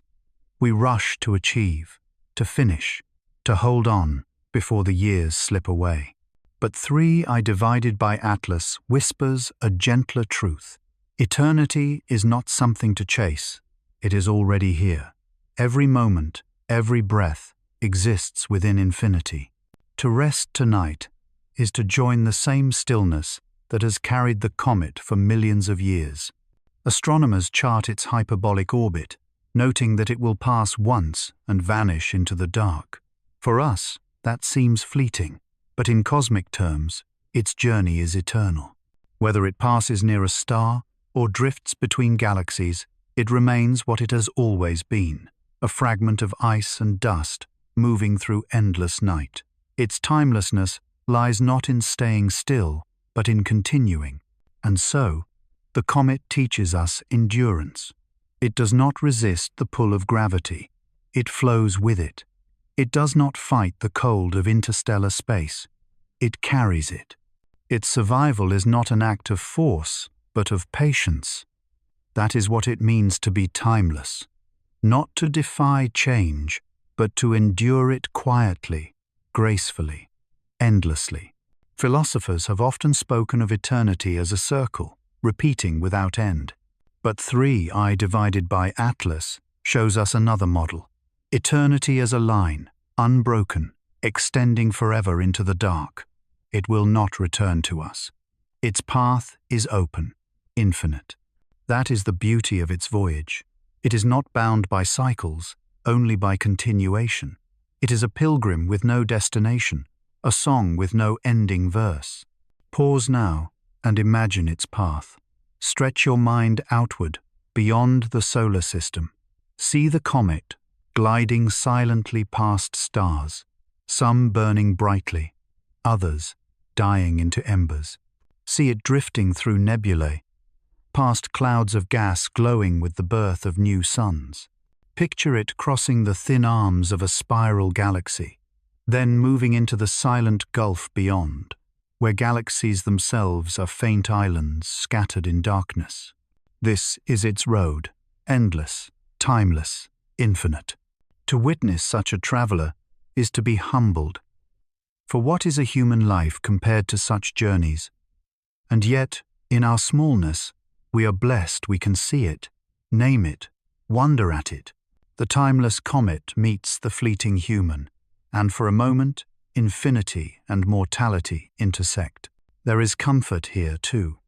Our lives may be brief, but they are part of something that does not end. The molecules in our bodies will continue long after we are gone, drifting into soil, water, air.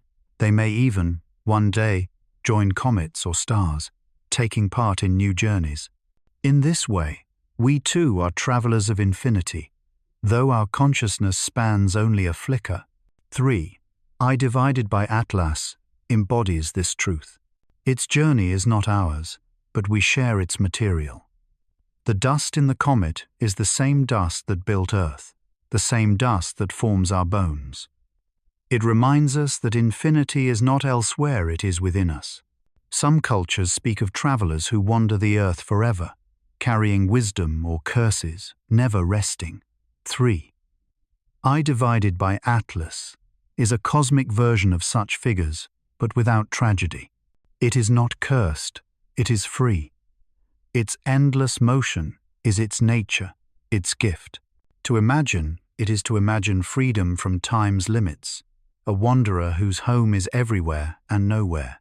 And yet, freedom comes with solitude. 3I divided by Atlas has no companions, no home to return to. It will pass us once and be gone, unseen again. Its story is not one of reunion, but of departure.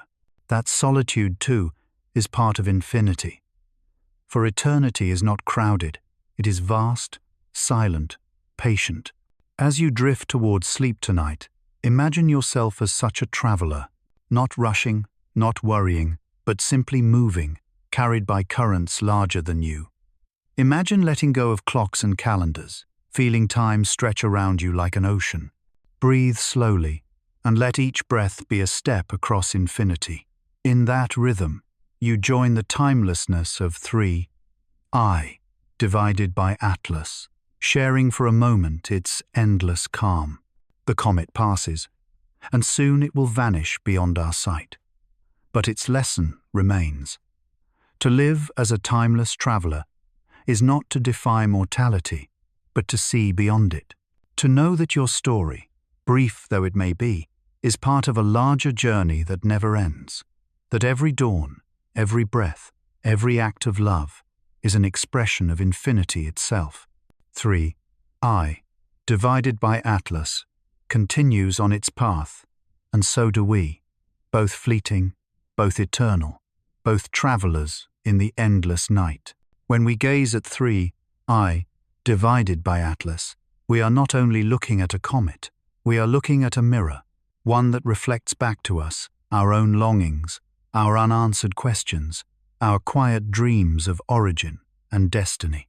The comet does not speak, it does not choose, and yet, in its silence, it becomes a canvas for our yearning. Humanity has always done this, looked outward and seen itself. Stars become gods, planets become omens, comets become messages, and 3, I divided by Atlas, rare and fleeting, is no exception.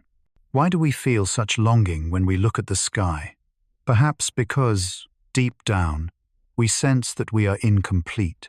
We live our lives bound to Earth, and yet something in us reaches beyond.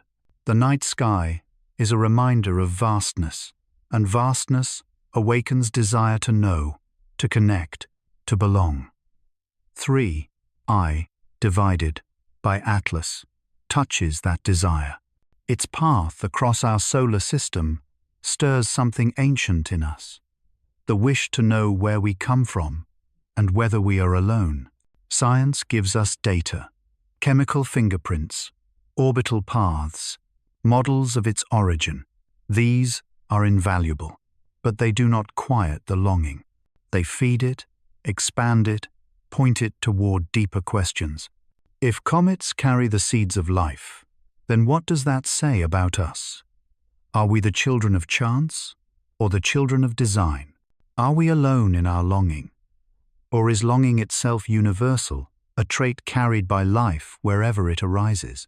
Perhaps on another world, beings look at their own comets with the same ache in their hearts. Perhaps 3, I divided by Atlas, has already passed them by, igniting their myths, their questions, their dreams. If so, then our longing is not solitary. It is shared, echoing across civilizations we will never meet, uniting us in the common desire to belong to something greater than ourselves. Longing is more than curiosity. It is emotional, almost spiritual. When we speak of the origin of life, we are also speaking of the origin of meaning. To know where we come from is not only to understand chemistry, but to understand ourselves. And so, when 3 I divided by Atlas appears, carrying the possibility of life's ingredients, it becomes a mirror of that longing. We see in it not only molecules, but a reflection of our own quest for purpose.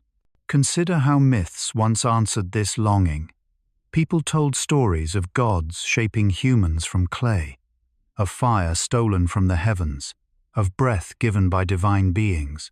These stories were not science, but they were truths of a different kind. They reflected the hunger to explain, to connect, to see meaning in existence. Today, science provides a new language, but the longing remains. 3 I, divided by Atlas, in its icy silence, allows us to tell a new story, one where creation is not a single act, but a universal pattern, scattered across stars. There is also a shadow to this mirror. Our longing sometimes reflects not only hope, but fear. What if we are alone? What if the seeds carried by comets fall only on barren worlds? What if our planet is the only garden, and when it withers, life will vanish entirely? These fears are part of the longing too, for longing is never simple. It is hope braided with doubt, wonder tied to anxiety. 3 I, divided by Atlas, reflects this duality. Its presence is both a promise and a question. Life may be everywhere, or life may be rare. Which truth we live with depends on how we choose to see the reflection. Pause now and picture the comet as a mirror. It does not distort, it does not flatter, it simply reflects. In its glow we see our questions. Where did I come from? Where am I going? Why am I here?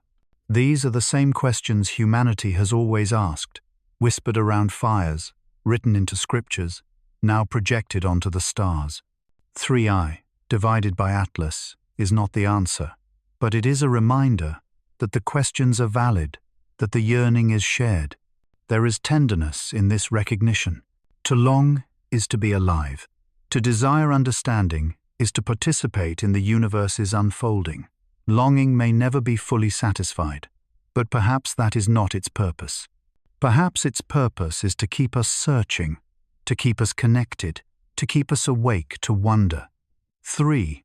I, divided by Atlas, in its brief crossing, reminds us of this truth. It shows us ourselves, yearning, reaching, dreaming, and in this way, the comet also teaches humility. It reflects not only our grand hopes, but also our smallness. Our lives are short, our knowledge partial, our vision limited, yet still we look, still we wonder, and that, too, is beautiful. For in longing, there is courage, the courage to face mystery, to accept not knowing, to love what we cannot yet understand. Imagine yourself tonight, looking into this mirror. The comet is far, unreachable, silent, yet in your heart you feel a stirring, a resonance. You realize that what you see is not just an icy body, but a reflection of your own soul, restless, searching, alive. And as you close your eyes, drifting into sleep, you carry that reflection with you, a reminder that your longing is not emptiness, but connection. 3. I divided by Atlas, the comet, will soon vanish into darkness, but its mirror remains, for the longing it awakens will not fade when its light does. It is timeless, woven into the human heart, and perhaps into the hearts of other beings elsewhere, under other skies. In that shared longing, across light years, we are united. For as long as humans have gazed at the sky, there has been a tension between two ways of seeing. One is the way of measurement, calculation, and precision, the way of science. The other is the way of awe, reverence, and imagination, the way of wonder. Often, people imagine these two paths as opposites, as though we must choose between data and dreams. But comets like 3I divided by Atlas remind us that these paths are not enemies. They are companions. Science feeds wonder. Wonder inspires science. And together, they bring us closer to understanding not only the cosmos, but ourselves. Consider the scientists who first detected 3I divided by Atlas. Their instruments measured faint light against the backdrop of stars. Their software plotted positions, calculated velocities, mapped trajectories. Cold numbers on a screen revealed a truth. This object was not bound to our Sunday. It was an interstellar traveler. And yet, behind those numbers was a human heartbeat. The astronomers felt it, the thrill, the awe, the sudden sense of connection. They were not just recording data, they were witnessing a miracle of arrival. Science begins in wonder. Every telescope built, every equation written, every satellite launched, is fueled not only by logic, but by longing, the same longing, reflected in the comet itself. Without wonder, there would be no science. Without science, wonder would remain wordless. Together, they weave meaning. 3I, divided by Atlas, offers a perfect stage for this union. Its icy surface invites analysis. What molecules lie within? What isotopes of water? What organics? But it also invites imagination. What stories does it carry? What worlds has it passed? What possibilities does it hold? The comet becomes both laboratory and myth, data and poetry, reminding us that truth is not diminished by beauty, and beauty is not lessened by truth. Pause for a moment and picture a scientist at their telescope. They sit quietly, watching faint light flicker across a detector. On the page, it looks like numbers, intensity, wavelength, trajectory. But inside, they feel wonder. They whisper to themselves, "This light has traveled for millions of years. It has crossed distances beyond measure, and now It touches my eye. The data is real.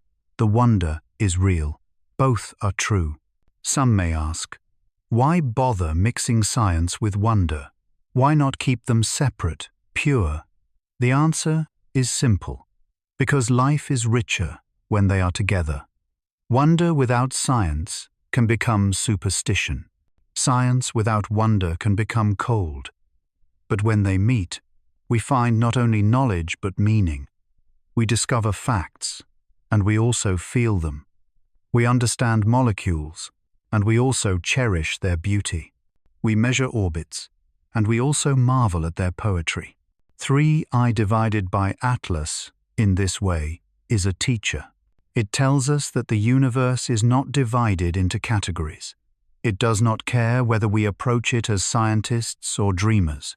It simply exists, offering itself to be studied, imagined, loved. It invites us to bring all parts of ourselves to the sky, the logical, the emotional, the spiritual. To stand beneath the stars is to be whole. Think of how children see the sky. They do not separate science from wonder. A child points to a comet and asks, "What is it?" and "Why is it beautiful?" in the same breath. Both questions matter. Both are worth answering. 3I divided by Atlas calls us back to that childlike vision, where knowledge and awe are one, where curiosity is a doorway to both fact and feeling. Even the great scientists of history knew this truth. Galileo wrote not only equations, but also poetry about the stars. Kepler described the harmony of celestial spheres. Carl Sagan spoke of comets as messengers, as stories told in frozen time. They understood that to inspire people, we must speak both to the mind and to the heart. 3I, divided by Atlas, continues this tradition. It gives us material to analyze, and at the same time, it rekindles our sense of wonder. Imagine the comet's tail stretching faintly across the dark, sunlight scattering off its dust. To the scientist, this is sublimation. Ices turning to gas under solar heat, carrying particles outward. To the poet, it is a banner unfurling in the void, a trail of light that whispers of journeys unseen. Both views are true. Both deepen our understanding. The comet is richer when seen with both eyes open, one of science, one of wonder. There is also a lesson for our daily lives here. We, too, often divide ourselves. Reason against feeling, logic against intuition, work against dream. But 3I divided by Atlas shows us another way. It tells us that opposites can be companions, that truth and beauty are not rivals but allies.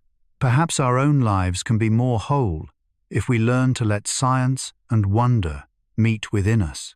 As you lie in bed tonight, think of how this comet unites the two. The molecules it carries can be described in detail: carbon monoxide, methane, water, ice. But they can also be felt as symbols: breath, nourishment, creation. To know both is to know more fully. To see the world as both fact and miracle is to live more deeply. And so, 3I, divided by Atlas, becomes not just an object of study, but a bridge between laboratory and temple, between calculation and dream, between science and wonder. As it passes across our sky, it invites us to cross that bridge too, to bring together the many parts of ourselves. Perhaps this is the comet's true gift. Not only that it carries the seeds of life, not only that it whispers of origins, but that it reminds us of the wholeness of knowing. We do not need to choose between understanding and awe. We can have both. We should have both. For the universe is too vast, too generous, to fit into one way of seeing. So tonight, breathe slowly and let this truth settle. You are part scientist, part dreamer, part reason, part wonder.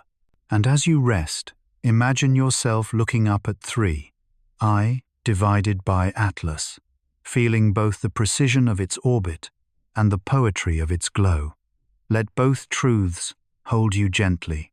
Let both lull you into peace. For science and wonder, like night and day, like body and soul, belong together. If science and wonder meet within the shimmering trail of three, divided by Atlas, then what they point to is something delicate yet profound. The possibility that inside this wandering comet lies a fragile key, one that may help unlock the mystery of life itself. Keys are small things, often overlooked. They do not hold the power of doors, yet without them, doors remain closed.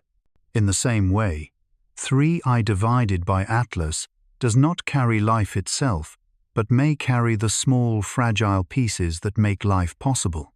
Consider what has already been found in comets within our own solar system. Missions like Rosetta and Stardust revealed amino acids, simple sugars, and carbon-rich dust. These discoveries changed our perspective. Suddenly, the building blocks of biology were not confined to Earth.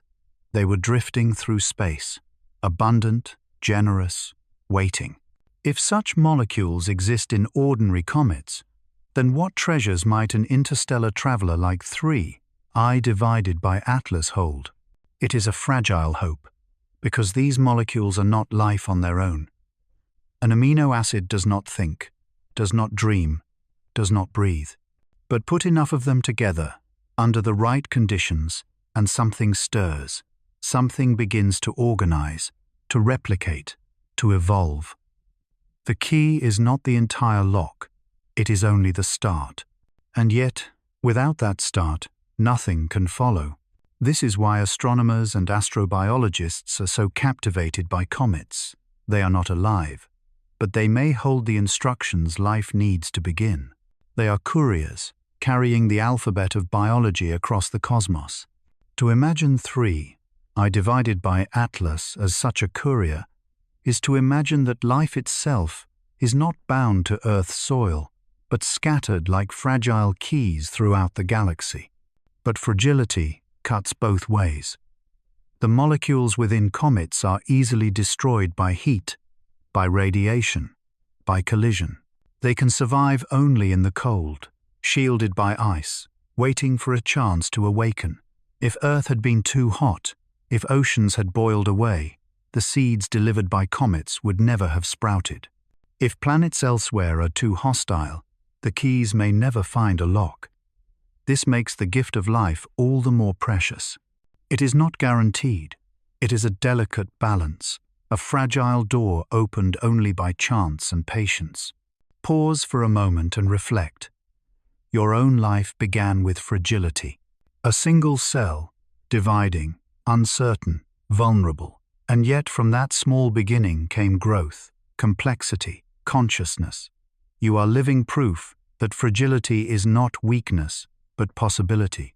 3I divided by Atlas, 2, carries fragility, and within that fragility, possibility. There is also humility in this vision. We often imagine life as inevitable, as though the universe was destined to produce us. But comets remind us otherwise. They show us how fine the line is between sterile rock and living planet. One world blooms, another stays barren. One ocean teems with fish, another evaporates into silence. Life is not guaranteed, but when it emerges, it transforms everything. 3I divided by Atlas may hold the same fragile key that once transformed Earth. Think of a key lying in a pocket, unnoticed, forgotten. It seems useless until the right door appears. Then, suddenly, it matters more than anything. Comets scatter such keys across the cosmos, most of them never used. But when one finds the right door, a planet with oceans, sunlight, and time, the lock turns. And from that turn comes forests, skies, and beings who wonder at comets. Perhaps this is the most astonishing truth. We are here because somewhere, long ago, such a fragile key found a lock on Earth. And now we look back at comets like 3I divided by Atlas with gratitude, with awe, with curiosity. They may not know what they carry, but we know what they gave. There is also a symbolic lesson here for us, as humans. We carry fragile keys within ourselves, two dreams, words, acts of kindness. They may seem small, insignificant, even vulnerable to being lost. But when they meet the right heart, the right moment, they unlock futures. A single word of comfort can open hope. A single act of courage can open change. We, too, are couriers of fragile keys. Science, once again, provides the evidence. Laboratory experiments, simulating cometary conditions, show how complex molecules can form naturally under cold and radiation. In these frozen laboratories, chemistry writes letters to the future, hoping some will be read. 3. I divided by Atlas is such a letter. We may never open it fully, may never touch its ice, may never sample its dust, but even to see it is to be reminded that the universe writes constantly, scattering fragile keys everywhere, and wonder provides the meaning. For what is life, if not the miracle of fragility becoming strength? A comet drifting in darkness, a planet waiting in silence, and a fragile key carried between them that is all it takes to turn emptiness into abundance. To see 3I divided by Atlas is to be reminded that fragility is not something to fear, but something to honor. Tonight, as you breathe slowly, think of your own fragile keys. Think of the dreams you carry, the stories you hold, the kindnesses you could scatter. Like the comet, you may not know where they will land, but trust that some will find a lock, and when they do, they will open doors you cannot yet imagine. 3I divided by Atlas drifts on, its ice glimmering faintly, its path endless. Inside, fragile molecules wait keys to life, carried patiently across the dark. They may never unlock another world. Or they may, one day, fall upon a young planet and awaken its dawn. Either way, they endure, fragile but unbroken, silent but filled with possibility. And as you rest tonight, remember, life itself is such a key. You are fragile, and yet within you lies the power to transform worlds. If 3I divided by Atlas carries a fragile key to life, then we must turn inward, back to our own beginnings, to ask, could comets have unlocked the genesis of Earth itself? Our world, now abundant with oceans, forests, and consciousness, was once barren stone and fire. Somewhere in the vast span of early history, the door of life opened. Many scientists believe that comets were among the hands that turned the key. The early Earth was no paradise. It was hot, violent, and unstable. Volcanic eruptions choked the sky with gases. Meteor impacts scarred the surface. Lightning cracked across toxic clouds. And yet, in that chaos, something extraordinary began. Within a few 100 million years after Earth cooled enough to hold liquid water, the first signs of life appeared. How could such a transformation happen so quickly, on a cosmic scale? Here enters the theory of cometary delivery. Comets, rich in ice and organics, rained upon the young Earth during a period scientists call the Late Heavy Bombardment, around 4 billion years ago. Each impact released water, carbon, and complex molecules. Each comet was a courier, delivering not only destruction but also gifts. From those gifts, oceans may have swelled, atmospheres may have thickened, and chemistry may have stirred toward biology. Evidence supports this vision. The isotopic composition of Earth's water, its ratio of hydrogen to deuterium, matches closely with that of certain comets. Without those deliveries, Earth may have remained a dry rock, barren and silent. Instead, seas spread across its surface, nurturing the chemistry of life. And in those seas, organic molecules from comets could have mingled with volcanic minerals, lightning energy, and sunlight. Laboratory experiments have shown that such mixtures can form amino acids, nucleobases, even simple membranes. In other words, the raw ingredients of cells. Comets may not have created life directly, but they may have stocked the pantry, filling the shelves with everything needed for the first recipe.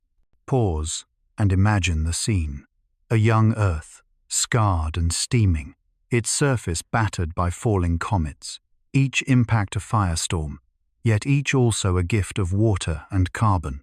Slowly, over centuries and millennia, the chaos settled into oceans. Waves began to roll, rain to fall, rivers to carve valleys. In those waters, molecules danced, collided, and combined. And one day, perhaps in a shallow pool or a deep vent, they crossed the threshold into life.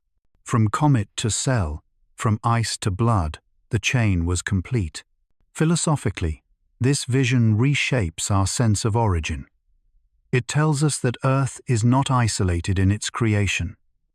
Our genesis is not solely terrestrial, but cosmic. We are the children not only of our planet, but of comets, of interstellar chemistry, of journeys like that of 3I divided by Atlas. To look at a comet today is to look at an ancestor, not in the sense of lineage, but in the sense of contribution. Without them, we may not be here. There is humility in this truth. We often imagine ourselves as the center of life's story. But comets remind us that life may have begun not because of us, but in spite of us, long before our awareness, carried by forces we cannot control. They tell us that life is not only fragile but generous, that it emerges wherever conditions allow, seeded by wanderers who ask for nothing in return. And what of 3I divided by Atlas? Though it will not strike Earth, its presence rekindles the memory of those ancient deliveries. Its icy breath is a reminder of the gifts that once fell upon our world, gifts that may have been essential for our genesis. To study it is to honor that past, to acknowledge that we are not only earthlings, but cosmic beings, shaped by interstellar chemistry. Some people find this vision unsettling. If life came from comets, does that mean Earth is not special? But the opposite may be true. It means Earth is deeply connected to the cosmos, part of a larger story of life. Our specialness lies not in isolation, but in belonging. We are part of a network of creation that spans galaxies, with comets as its couriers. Consider how this idea reframes our own lives. We often search for meaning within narrow boundaries, within nations, within families, within years. But if we are children of comets, then our story is as wide as the stars. Every drop of water you drink, every breath you take, may trace its origin to ice carried from space. Life's genesis is not only ancient but ongoing, for comets continue to fall on planets, continue to scatter seeds. Somewhere, perhaps at this very moment, another world is receiving its first delivery, its oceans forming, its chemistry stirring. Its story may just be beginning. Pause again and let that sink in. Your existence, right now, is tied to impacts billions of years ago, to frozen wanderers that fell from the sky. You are, in a sense, a child of collisions, a being born of gifts wrapped in destruction. That paradox life, arising from chaos, is at the heart of creation. Comets embody it. They strike with violence, yet they leave behind oceans. They wound worlds, yet they awaken them. They are both destroyers and creators, shadows and light. Tonight, as you breathe slowly, imagine yourself tracing your lineage not only through your parents and grandparents, not only through humanity, but through comets. Imagine that your blood carries the memory of ice that fell from the sky. Imagine that your breath is a continuation of gases released billions of years ago. You are not separate from the genesis of Earth. You are its living echo. 3I divided by Atlas drifts on, silent and cold, but in its silence is a story. It reminds us that Earth's beginning was not a solitary event, but part of a cosmic symphony. Comets were instruments in that song. Their notes struck upon Earth until the melody of life began. And though the comet will leave us soon, its lesson remains, that we are born not only of soil and water, but of starlight and ice, of collisions and gifts, of comets and genesis. Every so often, the universe surprises us. It does not ask permission. It does not announce itself with fanfare. It simply sends a visitor. 3. I, divided by Atlas, is one of these rare arrivals, a stranger from beyond, moving quietly across our sky, reminding us that the cosmos is not a closed room but an open door. To witness such a visitor is to feel both awe and humility, for in its passage lies a message. We are not alone in the story of creation. For most of human history, the sky seemed eternal and unchanging. Stars rose and set with predictable rhythm. Planets wandered but returned, cycling endlessly. The moon waxed and waned, loyal to its phases. Against this backdrop of repetition, comets stood out. They arrived suddenly, blazing trails of light, then vanished. They were the unexpected, the visitors from beyond the familiar. And in that sense, nothing has changed. Even with telescopes and satellites, 3I divided by Atlas still carries that aura of surprise, that sense of being a guest from far away. Think of what it means to be a visitor. A visitor enters, stays briefly, and departs. They bring with them news from elsewhere, perhaps gifts, perhaps questions. They disrupt routine, awaken curiosity, remind us that the world is larger than our homes. 3. I divided by Atlas is such a guest, arriving without warning, carrying no words, but leaving us with wonder. Its visit is brief, its departure final. And yet, in that short time, it leaves us changed. Scientists measure its trajectory and declare, it will never return. Its orbit is hyperbolic, open-ended. This is not a cycle, but a crossing. That makes its presence even more precious. We will not see it again. Our descendants will not see it again. It is a once-in-history visitor, a momentary gift. And like all gifts, its value lies in its fleetingness. Pause now and imagine yourself as a host. The comet passes through your sky for a brief evening, a guest from infinity. You cannot keep it, cannot control it, but you can honor it. You can watch, you can wonder, you can feel gratitude. This is how the universe teaches us hospitality. By sending visitors we cannot possess, reminding us that beauty often comes only once. There is something profoundly human in this. We know the bitter sweetness of temporary presence, friends who move away, seasons that pass, moments that cannot be held. We learn to treasure them precisely because they do not last. 3I divided by Atlas is the cosmic version of such a moment. It reminds us to look, to feel, to remember, because soon it will be gone. And yet, its departure is not emptiness. Visitors leave traces. A friend leaves memories. A season leaves its scent in the air. A comet leaves dust in space, molecules in spectra, wonder in hearts. Even when it vanishes, 3I divided by Atlas leaves behind a trail of meaning, subtle but enduring.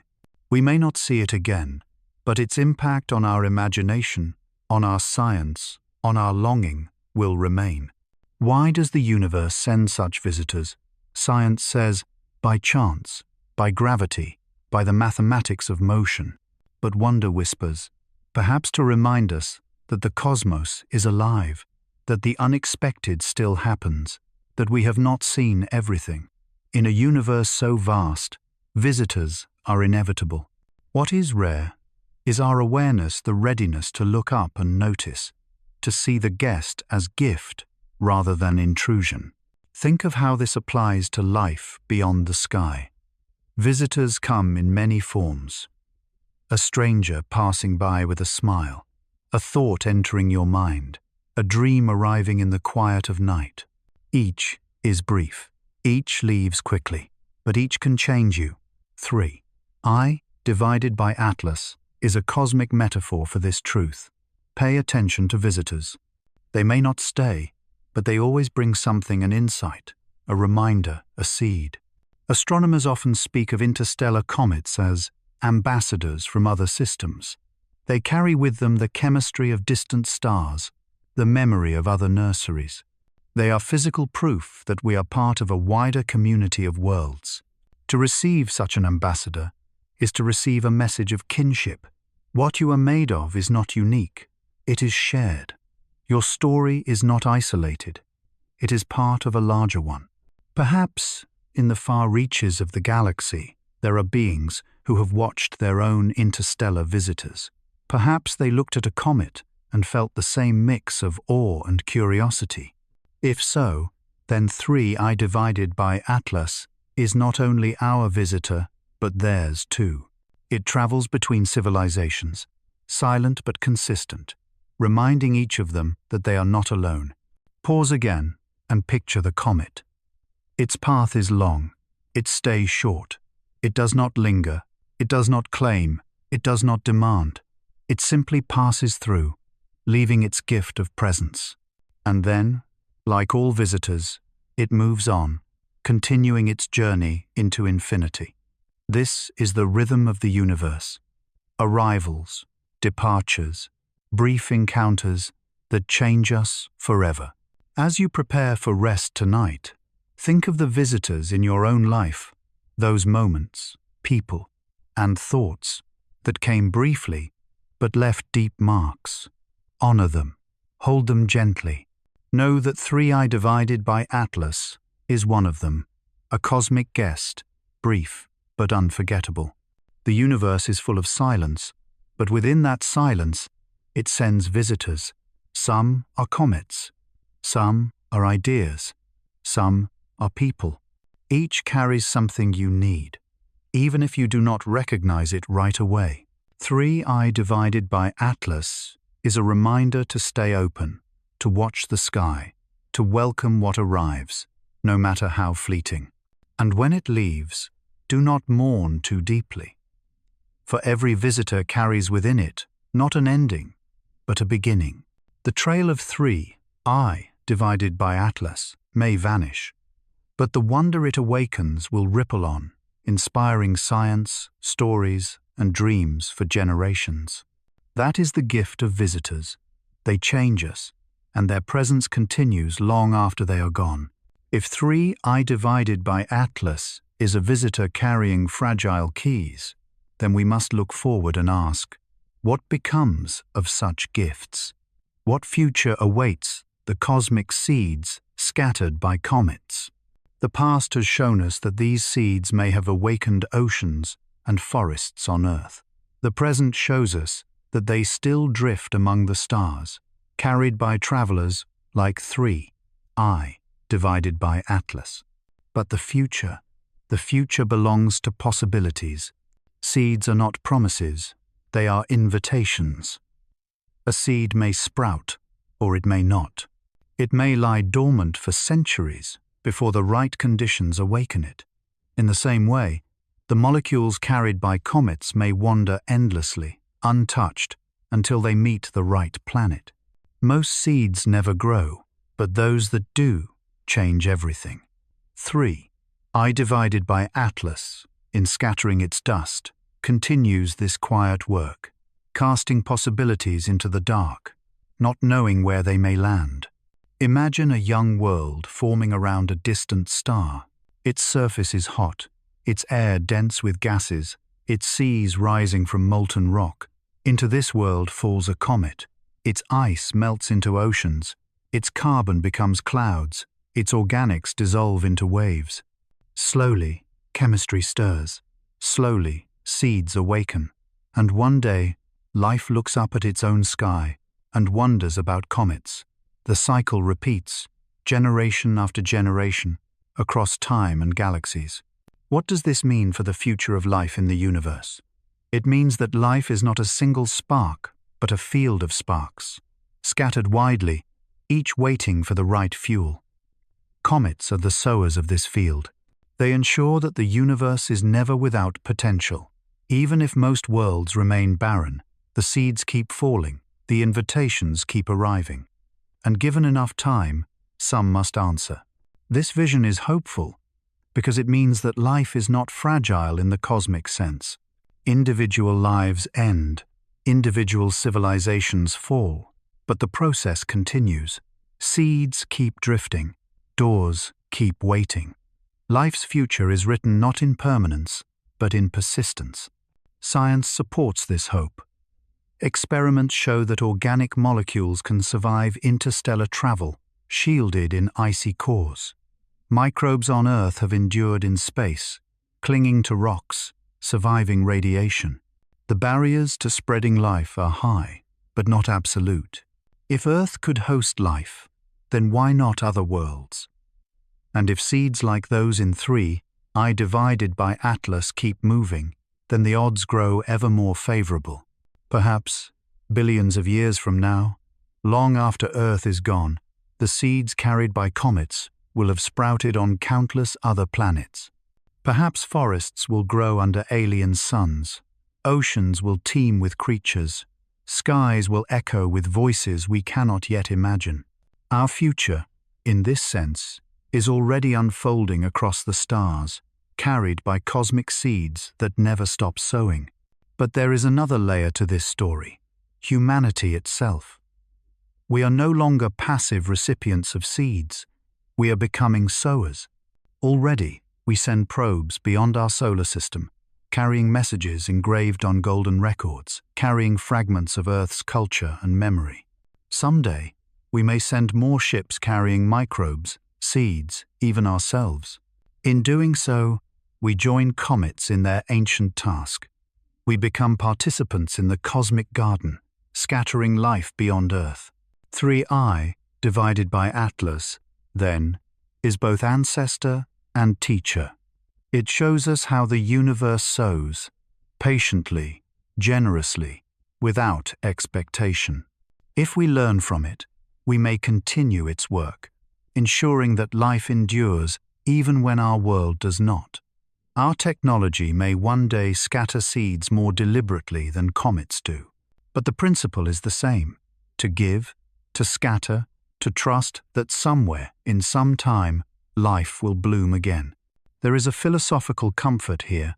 Often, we fear endings of lives, of civilizations, of Earth itself. But comets remind us that endings are not final. The seeds of life endure beyond endings. They drift, they wait, they awaken again. The future of cosmic seeds is not bound to one world. It is infinite, like the stars. Pause now and picture it. A galaxy alive with seeds, comets drifting silently, dust scattering like pollen. Some seeds fall into emptiness, some into fire, some into ice. But some find fertile ground. And from those few, entire ecosystems rise. Skies fill with wings, oceans with fins, landscapes with forests.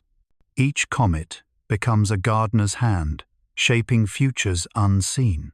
3I, divided by Atlas, is one such hand, moving across the dark, scattering invitations we cannot yet read. There is also a mirror in this vision for our personal lives. We too scatter seeds. Words, actions, kindness, knowledge. These are seeds we send into the world. We may never see where they land. Some may fade, but some may grow, shaping futures we will never witness. To live is to sow, even unknowingly. And like comets, we leave behind trails of influence, small but enduring. In this way, the story of 3I divided by Atlas is not distant but intimate. Its scattering of cosmic seeds reflects our own scattering of human seeds. Both are fragile, both uncertain, both infinite in their potential. The future of cosmic seeds is therefore not just a scientific speculation, it is a promise of meaning. It tells us that life is not an isolated miracle, but a pattern written into the universe. It tells us that what begins in silence can grow into forests of sound. It tells us that even in darkness, seeds wait for dawn. As you drift towards sleep tonight, imagine yourself as part of this future. You are both seed and sower, both recipient and giver. You carry within you atoms that once rode comets. You carry within you dreams that may outlive you. And you scatter seeds each day through your breath, your choices, your love. 3. I divided by Atlas drifts on, scattering its cosmic seeds, trusting the universe to receive them. In its path lies the future of life, not guaranteed but possible, not certain but beautiful. That is the future of cosmic seeds, persistence, generosity, and hope. All along this journey, from frozen relics and alien oceans to shadows of forgotten planets and fragile seeds, 3. Divided by Atlas has been more than a comet. It has been a mirror, a messenger, a reminder. But now, as it drifts away into the darkness once more, we are left with a question, not a loud, insistent question, but a gentle one, whispered softly in the silence of night. Could 3I, divided by Atlas, truly be a key to life's origins? The comet itself offers no answer. It moves on, indifferent to our curiosity, unaware of our longing.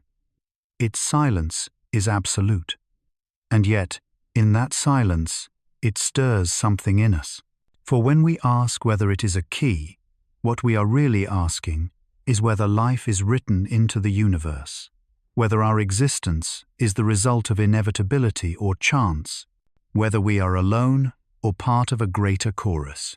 This gentle question is not one that can be solved by a single observation or a single theory.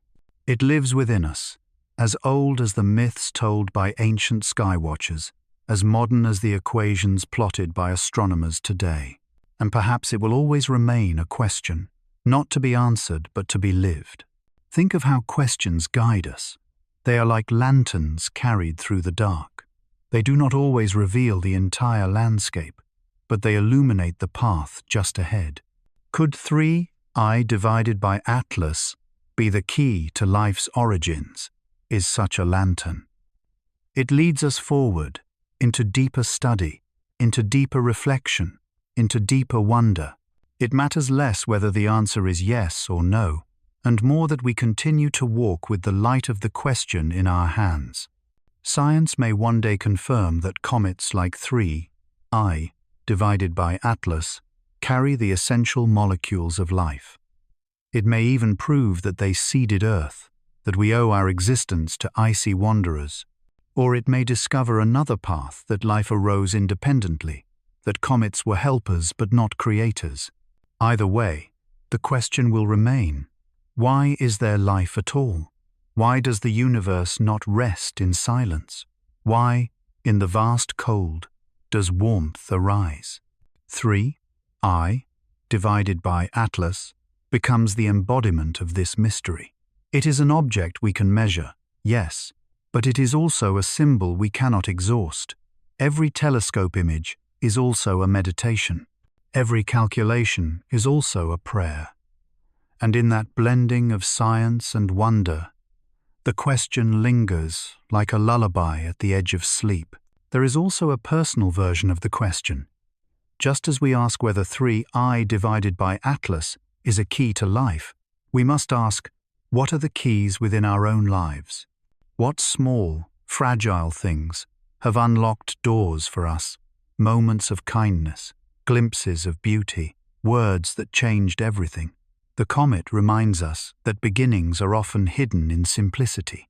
That life, vast as it is, begins with molecules. That meaning, immense as it feels, begins with single acts. So when we look at the comet, we are also looking inward, asking, what keys do I carry?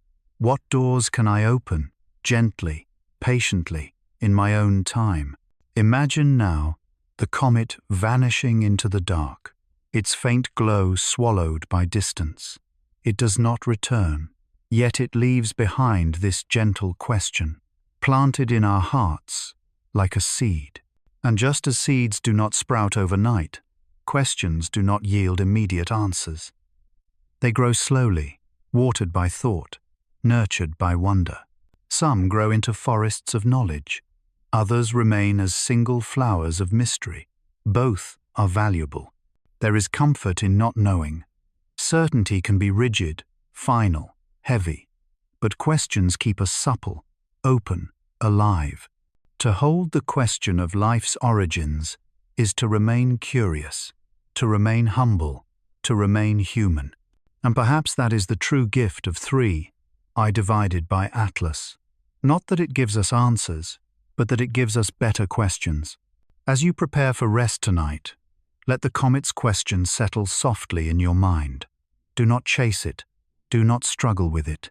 Simply hold it, like a smooth stone in your hand, feeling its quiet weight. Could 3, I divided by Atlas, be the key to life's origins? Perhaps, perhaps not. The answer does not matter tonight. What matters is the wonder it awakens, the gratitude it inspires, the peace it brings as you drift into sleep. For in the end, life itself is a gentle question. Every heartbeat asks, why? Every breath asks, how? And the universe answers not in words, but in comets, in stars, in oceans, in you. You are part of the question and part of the answer. You are both mystery and key. So let 3, I divided by Atlas go. Let it drift back into infinity, carrying its secrets. And as it vanishes, let its question remain with you, not as a burden, but as a companion. Let it remind you that you are part of a story, older than Earth, wider than galaxies, deeper than time. Let it lull you into the comfort of belonging. And now, as your eyes grow heavy and your breath slows, hear the universe whisper, rest, child of stars, for the questions are enough, and the answers will come in their own time. And so, dear listener, we have followed 3, I divided by Atlas, across the span of 20 chapters, through dust and oceans, myths and science, seeds and shadows. We have wondered whether it is only a comet or something more, a witness, a messenger, perhaps even a fragile key to life itself. The truth, as always, lies somewhere between science and wonder, in the space where questions rest softly and dreams begin to take shape. Now, as the comet drifts once more into darkness, let us not hold it too tightly. It came as a visitor, brief and passing, and its gift is not permanence, but perspective. It reminds us that we, too, are travelers. We, too, are fragile seeds scattered across time. We, too, carry questions without final answers. Tonight, as you prepare to surrender to rest, let yourself feel the calm of infinity. Imagine 3, I divided by Atlas, drifting far beyond our sight, silent but enduring. Imagine its trail of dust glowing faintly, like a lullaby written across the sky, and know that you are part of that same story woven of stardust, carried by breath, alive in a universe that is vast but also gentle. Breathe slowly. Inhale the quiet of night. Exhale the weight of the day. Feel your body soften, your thoughts settle, your spirit lean into peace. The questions will wait. The answers will come, someday, in their own time. For now, it is enough to rest, to belong, to dream. So close your eyes. Let sleep take you, soft as comet dust, deep as interstellar night, and may your dreams be as vast and luminous as the universe itself.